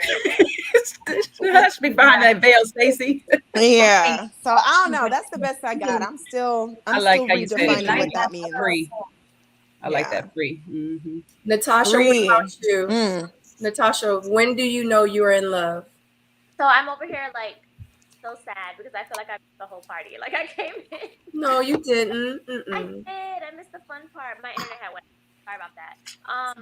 But I think that I know when I'm in love because like I was telling y'all about the pet peeves and whatever. Not smacking when you chew. I can't go over that. But when the thing, like, everybody is gonna get on your nerves. Like, let's just be for real. So I think that I know, like, I'm truly in love where it's like everything is made by like just that person. Like, they don't irk me as much, and even the little things that do typically irk me start to make them be kind of cute. Like, they become part of them. And I think that when I'm naturally starting to, not by force, like making plans for the future with that person, but more so you're thinking about the future, and that person is automatically showing up, like in your thoughts or in your plans. That kind of lets me know that, okay, like, I'm really like rocking with this person, and not just I could see myself with them, but more so like I want to see myself with them. And when I start thinking about like their needs, and again, I think it's because to me, all of that comes down to a gut feeling. So what I want from a guy, what I look for in a guy. It's a vibe, and I don't have a Sierra's list, and maybe I need to get one. I don't know, but it's like I'll know when I know. And I feel the same thing about love too. Like you just know when you know, and like when you feel that, you know, I think you do get physical feelings, like a little tingly, you know, like excitement in your tummy when they're around. And then I like my space, but when I want to be around them more than I want to be by myself, that also lets me know that the feelings are really, really brewing. And I really think that that's it. Like naturally, it just starts to flow, and I care about them, and I'm starting to think about them without forcing it, and I'm putting their needs. You know, not necessarily like it's not about ahead of mine or whatever, but I'm constantly thinking about them, wanting them to be well, wanting them to be happy. That's how I know. I like that. Stacy B or Marcia? I'm not sure if Marcia already went. No, I didn't go. Oh, you want to go first, or you want me to go? You go ahead, Stacy. Go ahead. Go ahead, Stacy. Okay, so if y'all want me to give y'all a technical response, well, when you're in love, you're actually like it is accompanied by physical pain and emotions. So medically, when you are actually in love, there are medical things that happen associated with joy and pain that actually occur. Your pupils dilate, your cheeks liven, you're more rosy. And when you're in pain of love, it's a physical love that can pain medication sedatives can only fix. Like it is a neurological thing. That's the PC of it. Now I'm with Natasha. Natasha, I was wanting to say, like, girl, when is your birthday? Are we the same people? Because might be the same people. What is your birthday, Natasha? 11/11. I'm a Scorpio. Oh, Okay. Oh shit. Close I love that. enough. I love my Scorpio women. Close enough. Y'all are my friends. Y'all are my friends. Y'all are my friends. So, are you a Virgo? Say that earlier. I'm definitely a Virgo. Because someone actually said to me yesterday, they asked me what my birthday was, and I told them, and they were like, "Oh man, I thought you were a Virgo," and I was like, Yeah, okay. but it fits because you're an attorney, and we're like Virgos have attorney minds. Like we have attorney emotions, everything. It's the craziest thing. Anyway, so like when you said like, you know, when you go from they get on my nerves, ooh, you getting on my nerves, like when the little frivolous stuff doesn't even matter anymore. Like that is what it is. And I know like being in love, like Natasha said it earlier, like when people presume that you're an alpha and all this stuff, like I am like the softest, like most like, no, just carry me. I'm like Ariana Grande, Mariah Carey, like roll me in the, come on, daddy, whatever you want to do. Like, when you can take the whole wheel, baby, that's love. Right there. When I concede, that's what it is. That's how I know. Like when I know like the little things don't bother me, I feel safe when you lead in me. I like to lay my head on just your raw skin. And y'all know how I am. I'm working on it. So I might be even maybe if I let him graze my shin with his foot, I might be in love. But y'all know I don't do no. You don't do feet? Oh, Yeah, God. she don't do feet. Honey, she's been saying that since season 3? That's Season 4. hilarious. Oh, that is funny. Oh, Yeah, you lost me at the feet. Well, it was Marcia. this one guy who like his foot grazed me and it didn't bother me. And I was like, self. So what is going on? Same, Stacy. Same. Them feet touch me, and I'm like, But this man, I don't mind feet. and it just like he was moving in the bed, so just like kind of, and I was just like, bitch, you ain't die. He might be like, sis, you ain't die. Look, them feet, that tink tink, the bink bink, what you call it, all that don't matter when everything else is right. You know what I'm saying? I said that earlier. You know? All right, Marcia, when do you know you are in love? So my definition do not disqualify anyone else's definition. I think love is subjective to each and every one of us, but for me, love is absent of what I feel and more of what I do. So I could like somebody and I feel a lot of things. I feel hot, I feel vulnerable, I feel safe, I feel pretty. But that don't mean I love you, nigga. Let's just be clear. For me, love is my actions. It's what I start doing. That's when I know. Because, you know, your feelings could be a little bit subjective to a lot of things. The environment, the weather. You was in a balcony in the south of France. You felt a lot of things. And then you back in America and you like, nigga, I don't like you.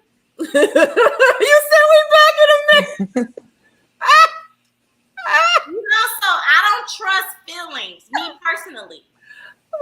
It doesn't disqualify what other people feel. I just feel like feelings are subjective to time and environment, right? The environment was set. We was in Greece. It was great. The time was right. I was my skinniest self. I felt real sexy. My titties was sitting up like rocks. Everything.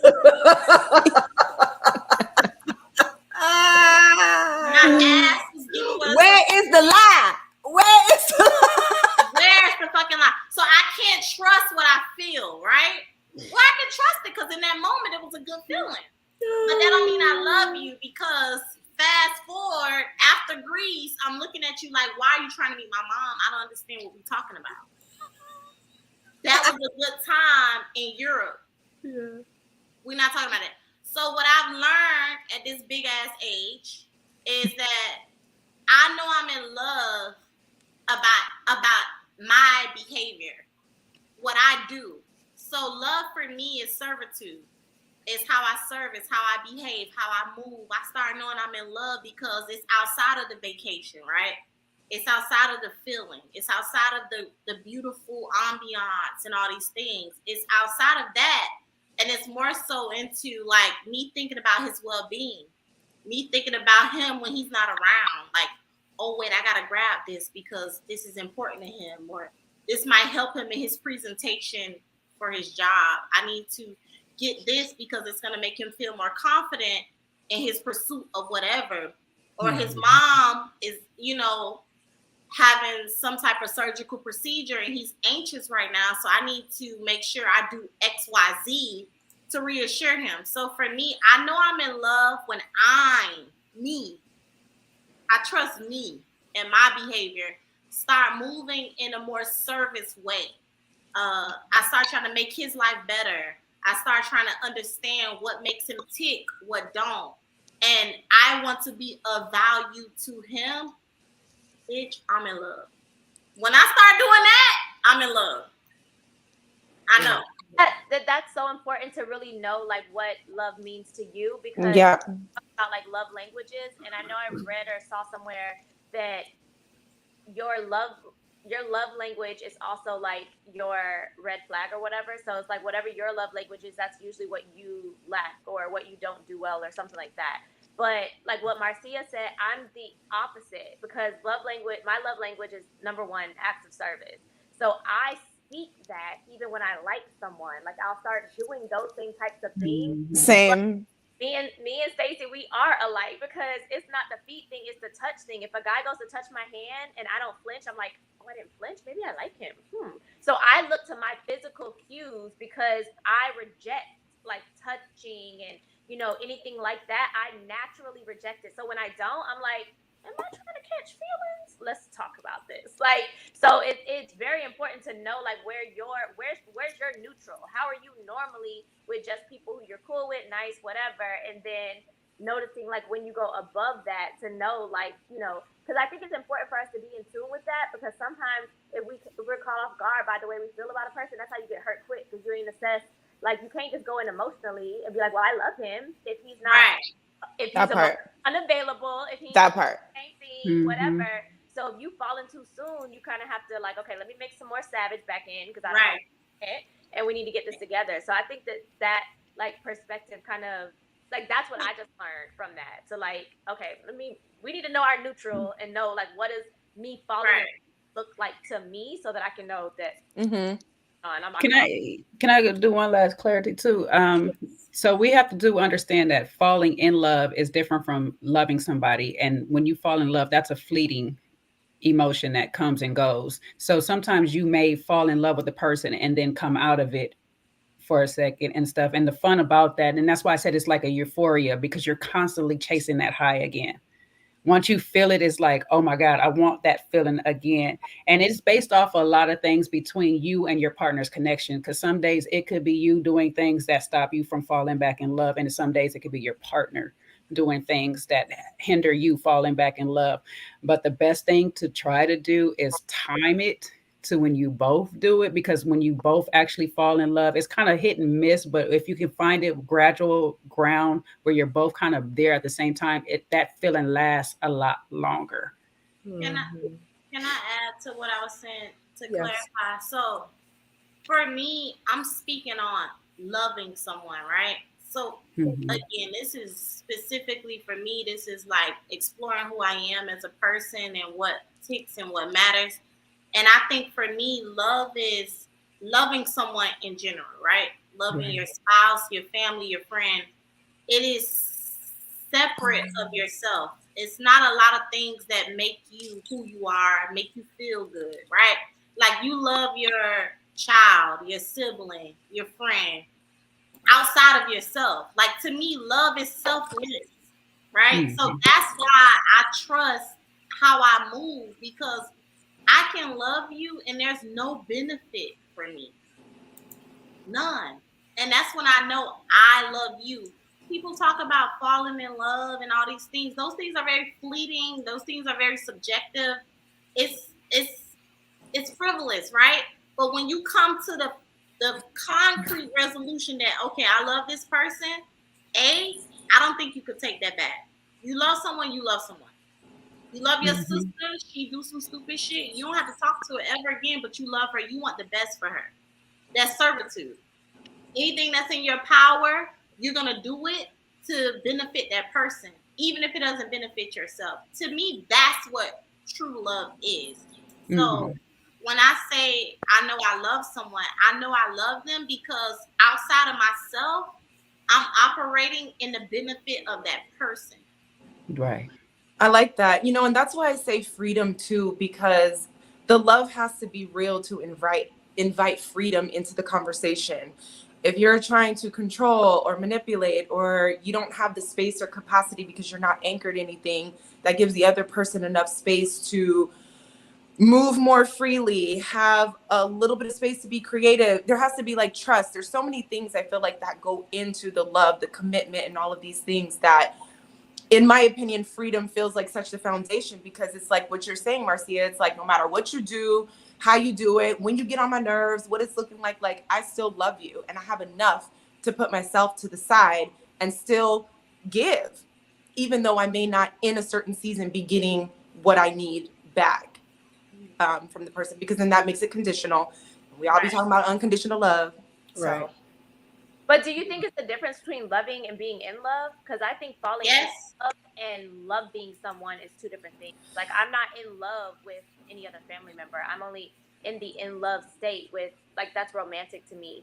And I can fall out of love with somebody. Doesn't mean that I stop loving them, but No, it's not like being in love with someone. To me, there's a distinction. no, I think I let that distinction go, I think, for me. I think we created that thing for the convenience of our thought process. I think we don't know how to compartmentalize things. So it's like I can't love someone and then not be bothered with them. That means I'm not in love with them. No, you love them, but you have boundaries, right?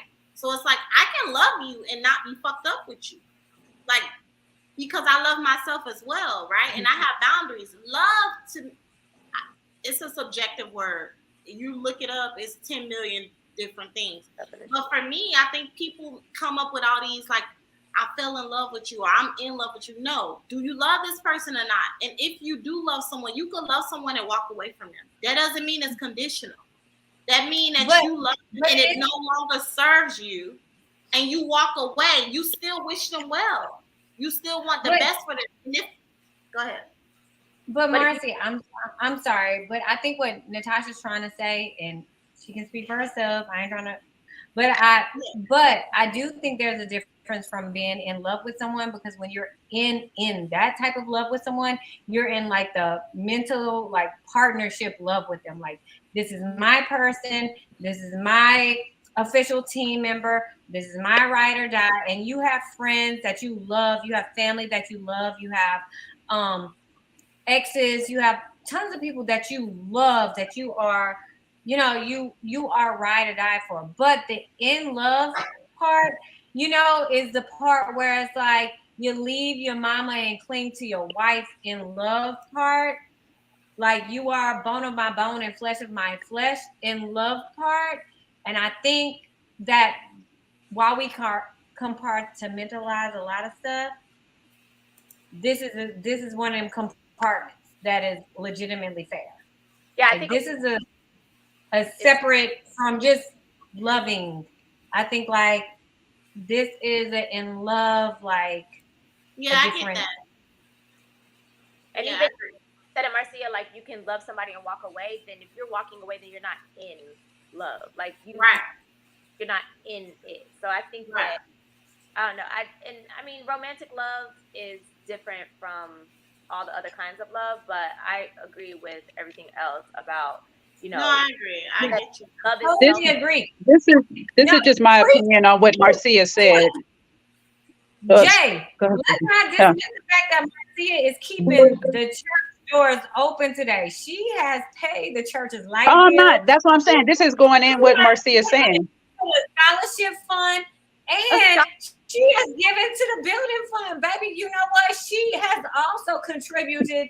Stacey, I'm not discrediting nothing she about to say. I'm actually saying what she needs. This part right here. Stacey. Marcia. Stacey. No. What I'm saying is Marcia is speaking all that what she is speaking facts, but because you need that part to fall in love. You need the love there originally to fall in love. So you need that part that Marcia has. That's the first step. And once I'm there, that's how the relationship. That's why I said when you're in a relationship with somebody and that in love stage is fleeting, it's that love you part. I love you already part that keeps me saying, okay, I want to try again to fall back in love with you. That's why you meet those couples. Because when I've talked to couples that's been together for 50 plus years or whatnot, and that's what they do. That it's the initial what Marcia says, I love you. I love this about you. But that in love part is a whole extra high to that It's a or stage. whatnot. Yeah, it's a thing like, okay, we just woke up on some crack. Like that's what we on today. We on love crack. Like that's what it feels like. And it's once it come down, I want it again. Yeah. So what we got to do to get back to that? Yeah. It sustains. I think what you're saying is like what sustains love and like what is love, right? Because you could love Yeah. somebody, walk away, and then you could be in love with someone that sustains you, that gives you the properties in the what you call it, like the tools to sustain war. Because it's like I see life with you, right? That's a different type of I'm in love. That's a choice. That's Yeah. a choice. I love that. That is. There we go. There we go. That's a choice. And people mix that up. You got to wake up and choose that every day. And I think Shonda Rhimes nailed that with the fucking thing. What's the show we talked about? What's the show that's out, y'all? Then Queen Charlotte. Queen Charlotte nailed that. I love you, and choosing you is it's groundbreaking. Yeah. And that's that I'm choosing you part that makes you active to get to that love part. Because see, when I'm loving you, I'm actively doing things so I can love you. But when I'm in love, it's no longer I'm acting. It's coming. It's actually just coming to me without me doing anything. It's just hitting me. And like I say, sometimes once you feel it the first time, then you'll know. You'll wake up one day and you just be like, oh my God, look at that person. It's like, I am actually in love with you. And 2 seconds later, they might say something. You'd be like, okay, you know what? That was quick. But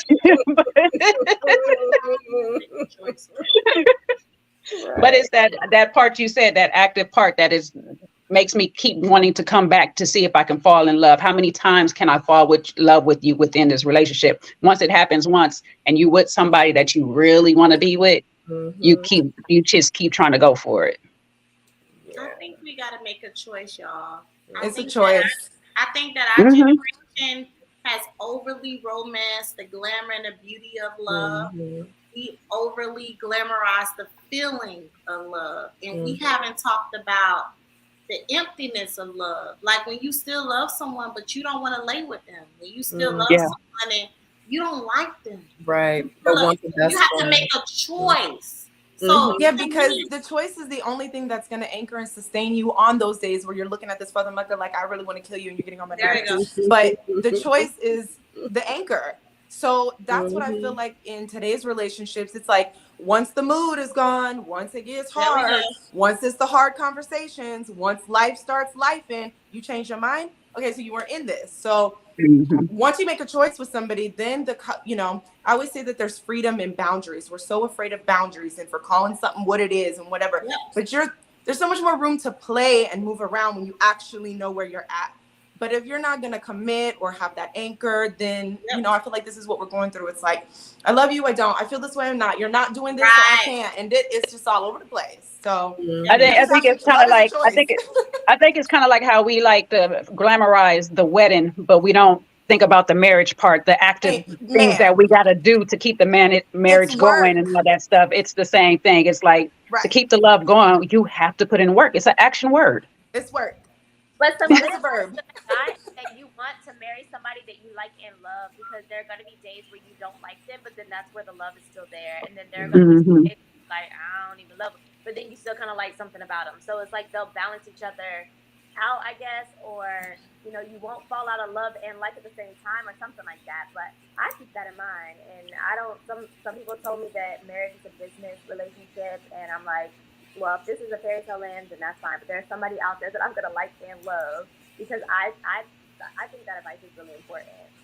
Like, we actively loving this conversation right now that we're choosing to ignore, that Sabrina said 40 minutes ago we were supposed to be done or whatever. But and y'all need to actively hit that like button for us right now. Because that's the point. I didn't hear that about we were getting off 40 minutes ago. Yeah, it's all good. It's all good. I'm loving the conversation because y'all know I'll be like, all right, y'all.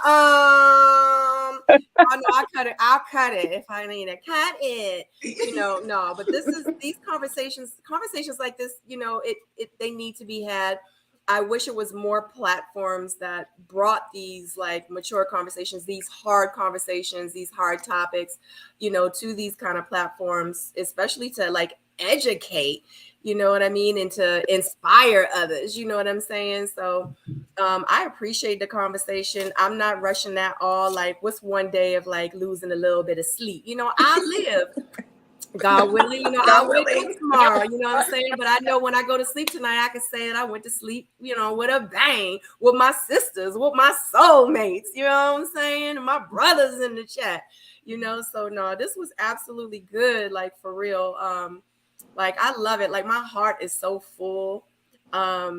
Oh God, my heart is so full. When I did my video a couple of weeks ago, I started crying and everything, because I always say, like, it is no me without you guys. You know what I'm saying? Like, all of y'all, and y'all said in the chat earlier tonight, like, dang, I remember when Sabrina started off and didn't know what she was doing, and and here we are now. Blonde. Sabrina, I'm interrupting you on purpose because Blondie Monique said, Sabrina, no. Did you answer the question, girl? And she did not. What my answer is? All their answers put together. Because that's why I'm so quiet. Like, it's a lot of times, like, honestly, a lot of times I'll be like, I don't even got to answer, because everything y'all said, that's how I feel. And, like, when do I know I'm in love? Like, everything like y'all said, collectively. When I feel like I can't breathe without them, even though I got to breathe, I got to breathe, but like, I know I'm in love when I go get something to eat and I want to get them something to eat, like, most of the time I'll be like, I'm getting me chicken and broccoli, and he just, I don't know, he gonna have to figure it out. But if I be like, I'm gonna get boo-boo shrimp fried rice, like, I know he like them spring rolls.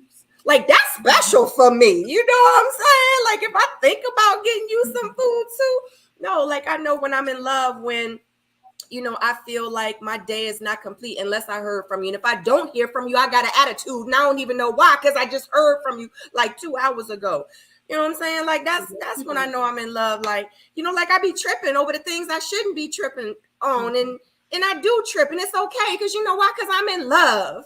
You know what I'm saying? Right. If he look at the waitress too long, because he's trying to figure out if that's the same waitress or if it's another waitress we have, but he can't tell because he really ain't looking at it the first time. But if he looking too long, I'm going to look at him like, why he staring at her? And in real life, I'm tripping. You know why? Because I'm in love.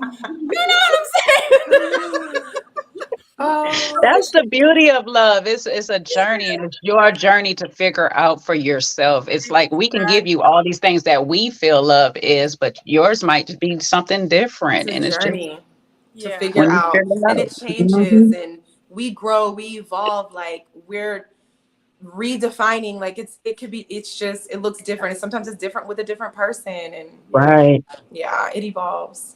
Yeah, absolutely. So I know sometimes like I could be silly and I could be, but I try to add a little bit of that because the panels do get serious sometimes.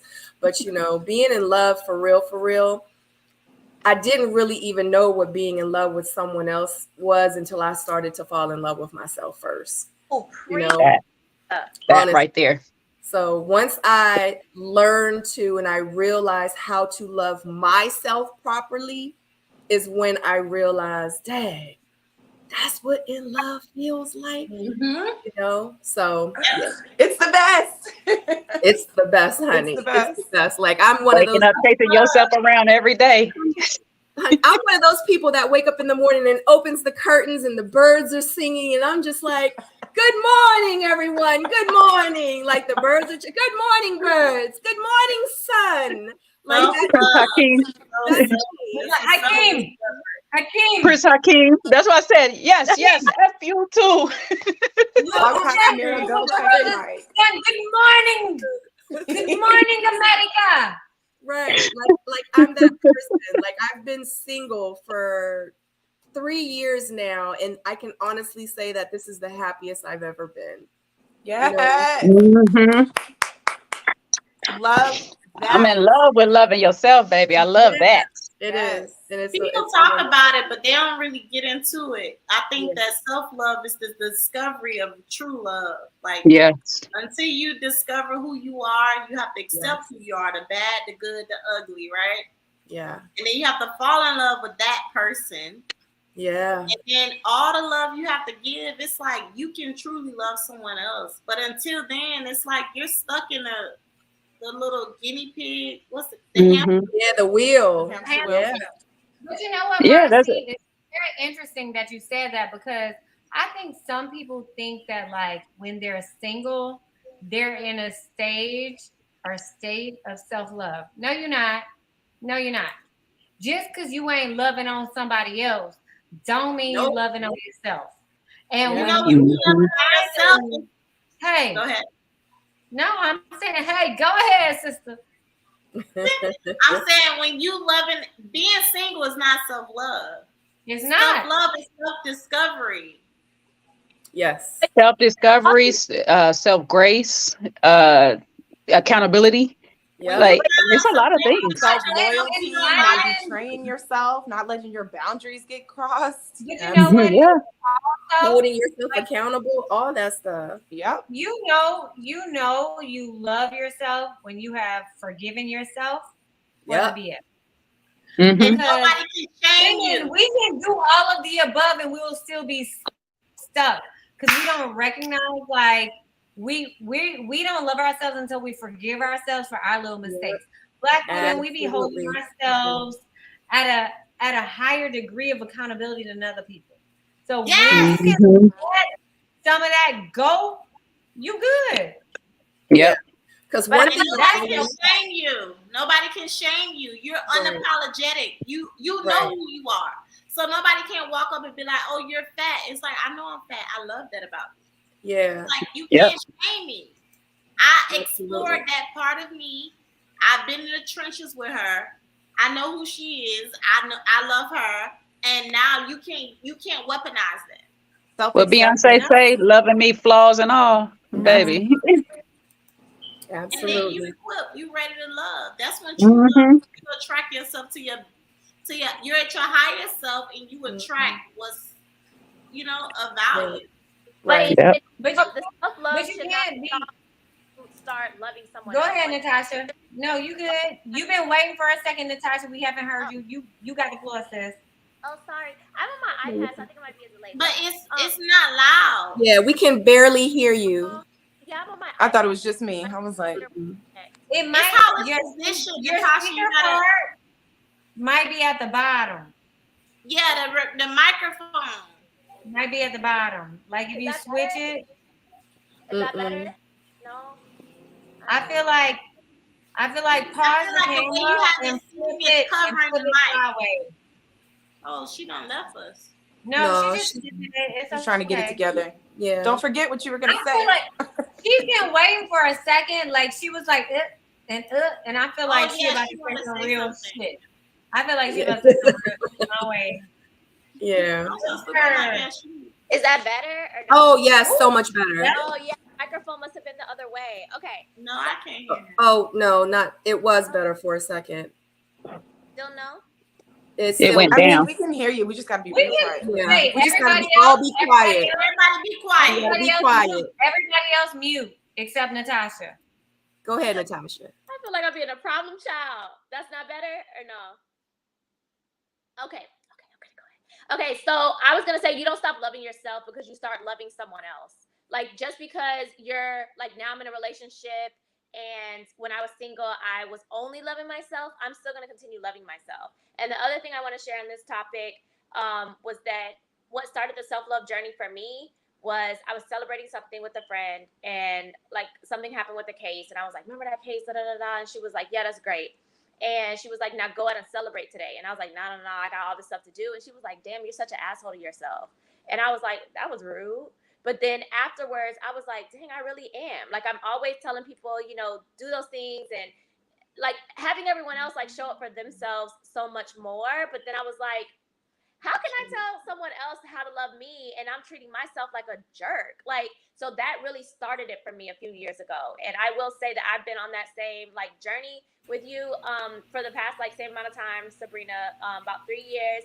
And it's amazing. But I know that the next relationship that I'm in and every relationship that I've been in since then has been better because of the effort and the energy that I put into myself. And since I got the floor, I also want to add, because I missed the little conversation about when young is too young, because he might be out there watching. So I want everyone to know there's, age ain't nothing but a number. I mean that. And I think that it's more about like the mentality, like how you think and how mature you are. Because I done dated guys in their 40s and they like at that big age, they're just immature. They're just like they don't got it together. So I think that age really is a number. And yeah, I'm not trying to date nobody like 20 something, but maybe 30. Okay, that's it. Bye. Not bye, but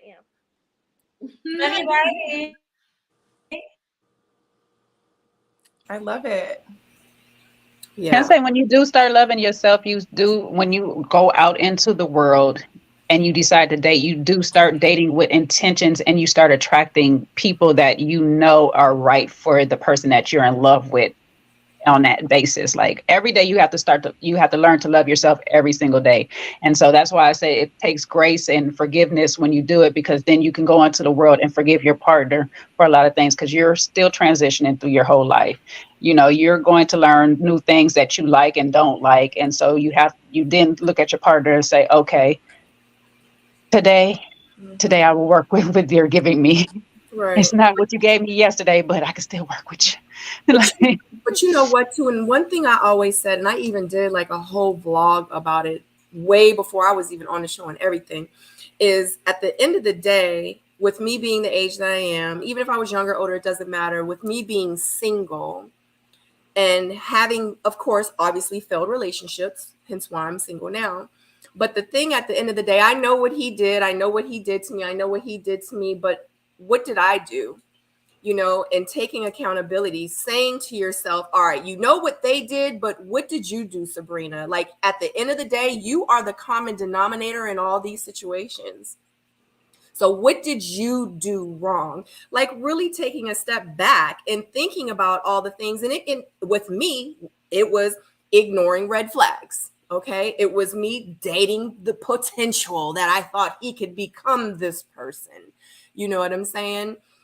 Me feeling like I wasn't good enough, me not knowing my worth. I mean, I could go down and down and down, and it's like all those things that I had to, kind of come to terms with myself and say, even though I wasn't out there cheating, or I wasn't out there doing this, or, I still was doing those things to myself and bringing a disservice to myself, because hence why I'm single, you know what I mean? Because of all those things. So that is one thing that I think that a lot of women should take a step back and say, like, stop accusing him. And yeah, he cheated on you, but what did you do? How many times you take him back, sis? Like in real life, how many times, like you saw the red flags, sis? Like, what was he doing before you caught him cheating? Like, did you ignore those red flags, sis?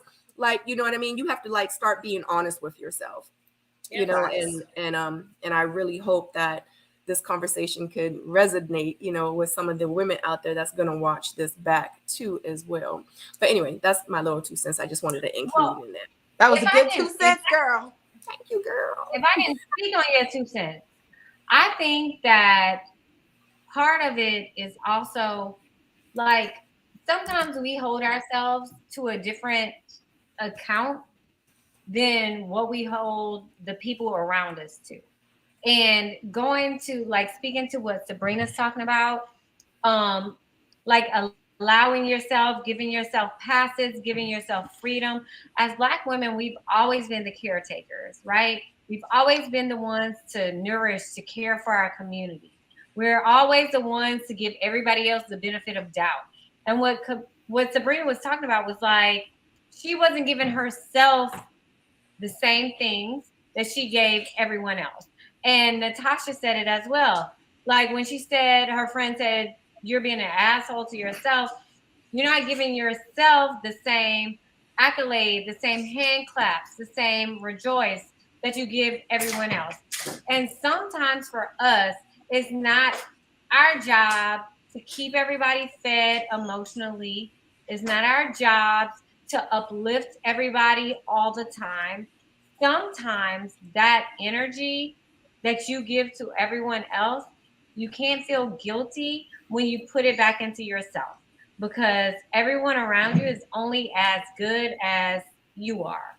And when we as women, we can recognize that and we can accept that, then we can change some of these generational curses we've been plagued by. The reason why Black women are in the state that we're constantly in is that we keep giving everybody else everything that and don't give it to ourselves. You know what I mean? So like when you finally can say, hey, I forgave him for this. Like we are mad at ourselves sometimes for the dumb shit other people did to us. How does that make sense? Mm-hmm. The abuse that other people did to us, the hatred that other people put upon us.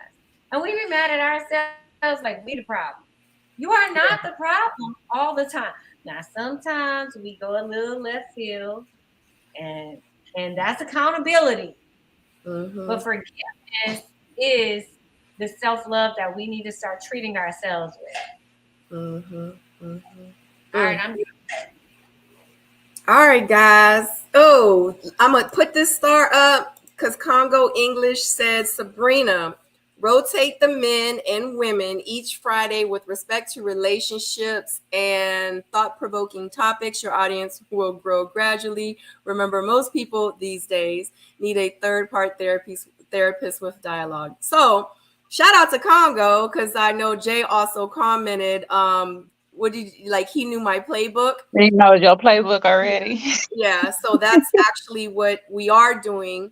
We're rotating Flat Fridays. The group, the men, actually have their own chat. I have with the men, all the men, and it's crazy because just like in our women's chat, which is separate that we have, there's some women that's in that chat that are not even on this panel tonight because all the women can't be available every other Friday when I have the panel. So it's just going to rotate. So some women that you see here tonight may not be available in 2 weeks, and vice versa for the men. So next Friday when I have the men's panel, it may be some of the same men, but then you might see some new faces. So I literally have a group chat with the men and a group chat with the women. They always know the topics before we discuss them.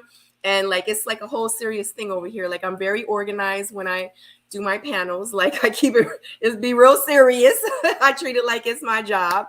So, but yeah, I have a, yeah, this my baby, my little part-time baby, so, but I do. And the men's panel next week is going to have some of the questions from this week that I didn't have last week, but I'm going to have new questions next week. So you just got to tune in. And if you missed the men's panel last Friday, you're going to have to check that out. And I'm sure that they're going to have a lot to say about the women's panel. Like, it was all right, because I already know some of them were in the chat tonight, and they're going to definitely go back to the men's channel and chat, be like, oh, the women thought they was doing it. So they probably be hating. I think people are just more interested in what men think. Oh, absolutely. Absolutely. I thought that this was definitely amazing. But yes, I am going to be rotating Friday. So next Friday will be men.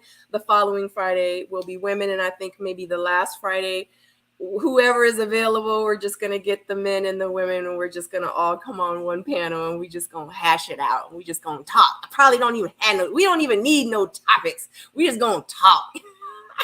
I think that's going to be fun. But other than that, we're going to go around the room. I want you guys to, extroduce yourself and introduce yourselves again.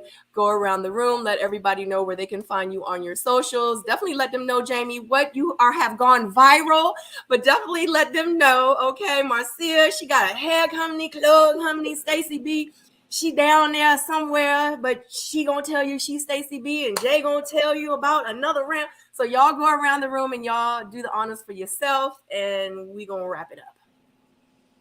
I'm going viral right now on Instagram.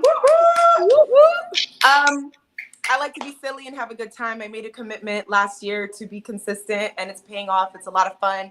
I'm being more myself. I love to be silly and fully entertain myself. And I have almost 1 million views on one of my reels, and it's so cool. I've been getting nothing but love and positive feedback and the most genuine crowd. So it's just been really nice and fun. I've also started, you can see here, I'm the creator of the Sassy Method, a group coaching program. It's growing, so I'm coaching people individually. But I love this conversation because the first S stands for self-love and mastery, and the second, accountability and alignment. And it goes on from there.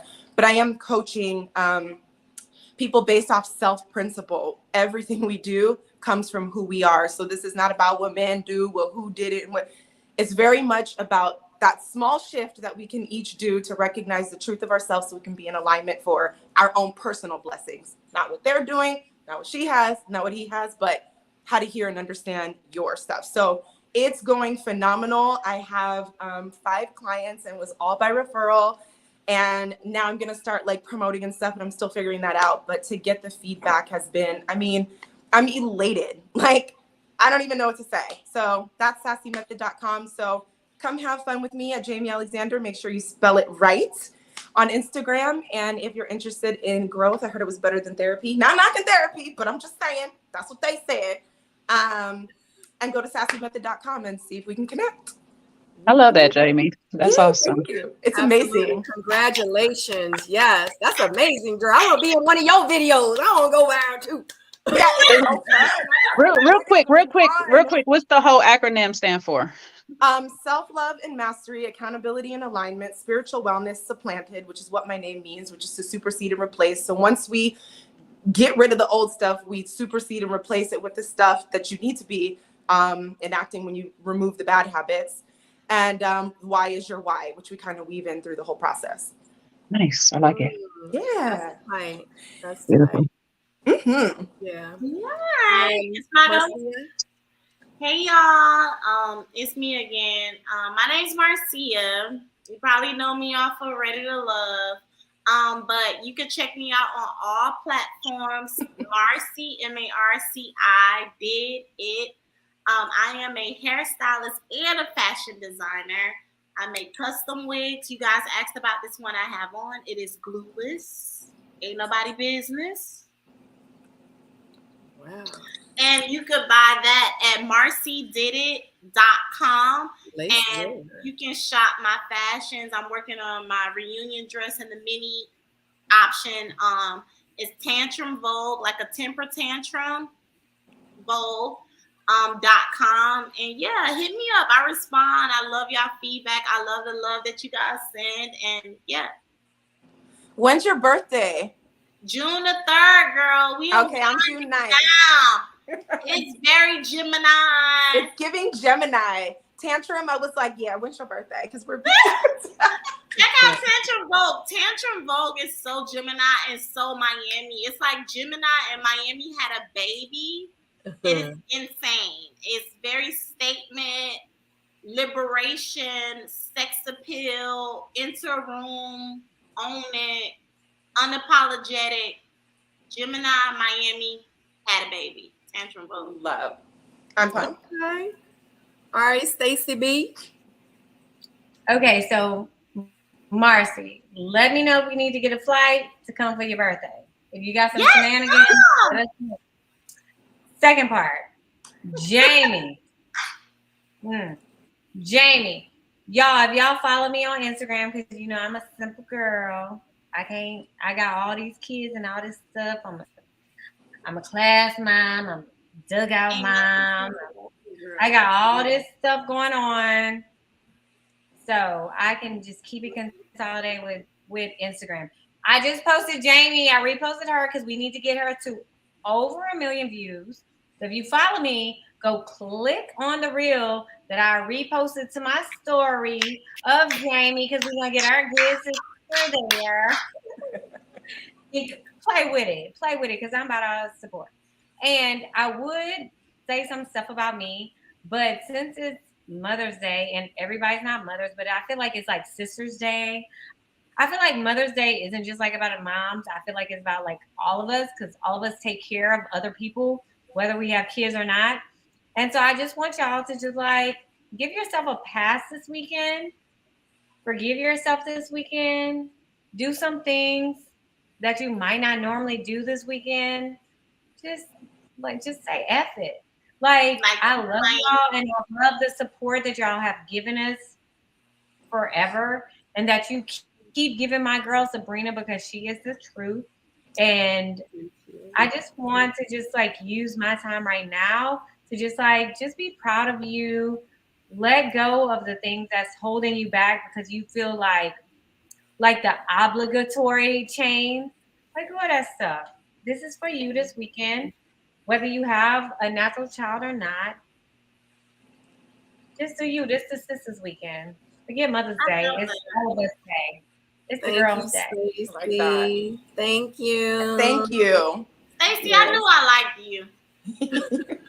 You're a girl's girl. Yeah. Jay? I don't know how I'm supposed to follow that toast. You know what I'm saying? Like, what am I supposed to say? No, big girl Jay, thank you again for having me. It has been a pleasure conversing with all you ladies. We had beautiful conversation, dialogue, and insight. I loved all y'all perspectives. So I'm honored to be up here with you guys. It was great. I had a great time. You guys can find me on YouTube at Another Round JS, all one word, and also on IG, Another Round _JS. I just do reviews. A lot of times I deal with relationships because, when I'm in love, whether it's with somebody else or myself, I just want you guys to feel in love with yourself and everybody else as well. So I do that as well as just review shows and other things. And a lot of times what I'm doing is just picking out us as human beings and not dwelling on our flaws, but just how to be better, just show up better in life. Mm-hmm. Thank you, Jay. Natasha? Can y'all hear me? Yes, we can hear you. Okay, good. Okay, so I'm Natasha. I'm the lit lawyer because I'm a lawyer, but I'm a litigation lawyer and I'm lit. So I am born and raised in Florida, Florida girl through and through. I'm so happy that you invited me here. Like, this was so much fun. And I enjoyed the panel last week. Didn't know if you were doing a women's panel. So when you sent me that message, I was like, yes, because these conversations are important, but we learn so much by getting so many different perspectives. And I always tell people, so when I'm having conversations about, my biggest platform is social injustice and things that affect the Black community specifically. But sometimes those topics are very exhausting, and not the smoke detector beeping out. Technology is not my friend today. But if I correct someone or have that difficult conversation with one person, then it's worth the time, because now they're going to go talk to other people, and I might have changed their perspective or given them some information that they did not have before. So that's why I think this is so valuable, because Sabrina, you can have me on and we can have a discussion, but that's only 2 points of view. And I might share, well, my friend said this, or I had this experience. So it might be a couple extra, but now we had all these different points of view and different takes, and we all got along. Like, it was so empowering to be a part of it, but I would have enjoyed watching it as well. So I hope the viewers enjoyed it. Again, thank you for having me. I hope everyone has an amazing weekend. I love what you said, Stacey, about it being girls weekend. So I'm not a mom, but I'm a daughter. I'm a granddaughter. So I look forward to, loving on them. And, I have a bonus mom. So we're all just surrounded by beautiful women who are important to our life. I mean, we literally run the world. I mean, you can't procreate without us. So come on, this is the weekend. So I hope everyone out there has so many people to celebrate. However, I know a lot of people are dealing with, this is a difficult time for them as well, because they lost a mother, or maybe they didn't grow up around a mother. So I just want to send, a big, big, big heart and send love to those that, have a little bit, of a difficulty or have some sadness around this weekend. And I just hope that they have someone that, while that void will not be filled and that hurt will still be there, that there are other people around that they can celebrate, or that they'll find ways to, enjoy the good things about the person that they're missing this weekend. So thanks again. I'm the lit lawyer everywhere. Unapologetically Natasha on YouTube, which is this channel where I hope to encourage authenticity and people showing up as themselves and just sharing my stories. I recently did a story, and Sabrina and I are going to talk about it next week on my IVF process. So, okay, good night. Yep. I need to stop doing this, but let me say this real quick. You don't have to be a mother to give motherly advice. So happy Mother's Day all year long to all of you guys. Period. Yes. Happy Mother's Day, everybody. Absolutely. Thank you so much for joining me, guys. Thank you so much for my chat. Was live tonight. Thank you. Shout out to the men that joined the chat tonight and kept the chat live and had your questions and your opinions and your comments. I loved it. Thank you so much for supporting us tonight. Shout out to you guys that watched. It got up to over 200 of you in here. Appreciate the support and love. Shout out to my panelists. I love you, queens.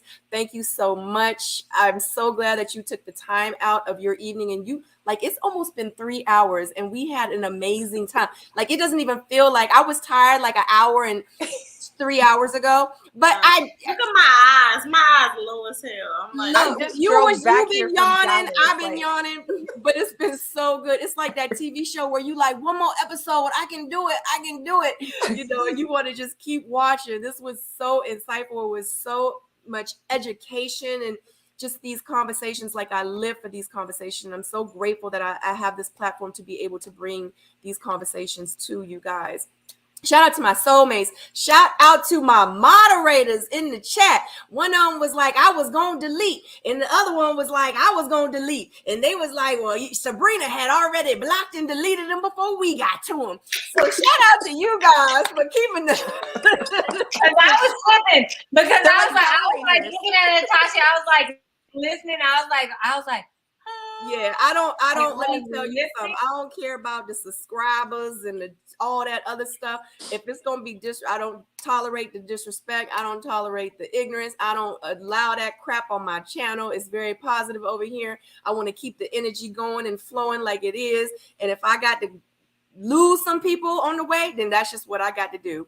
But anyway, thank you so much, guys. If you want to follow me on my socials, you can go down to the description box below. Other than that, I will see you next time some week. Natasha and I, we do have to confirm it because she has a very, very important conversation that she would love to have with you guys. And I think it's something that you are going to want to hear.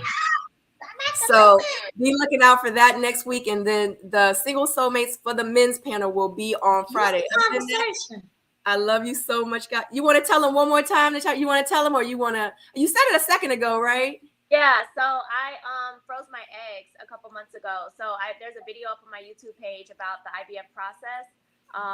And I need to talk about it more because the messages that I've gotten from other women who are thinking about it. I'm actually talking to someone who's going through the process actively now, and she's like, you shared more with me than my doctors did. So I know it's an important conversation because more people are doing it, and a lot of misinformation and a lack of information. So absolutely. So that's going to be on the missing link next week, and so will the Single Soul Mates on Friday. Other than that, love you so much, guys.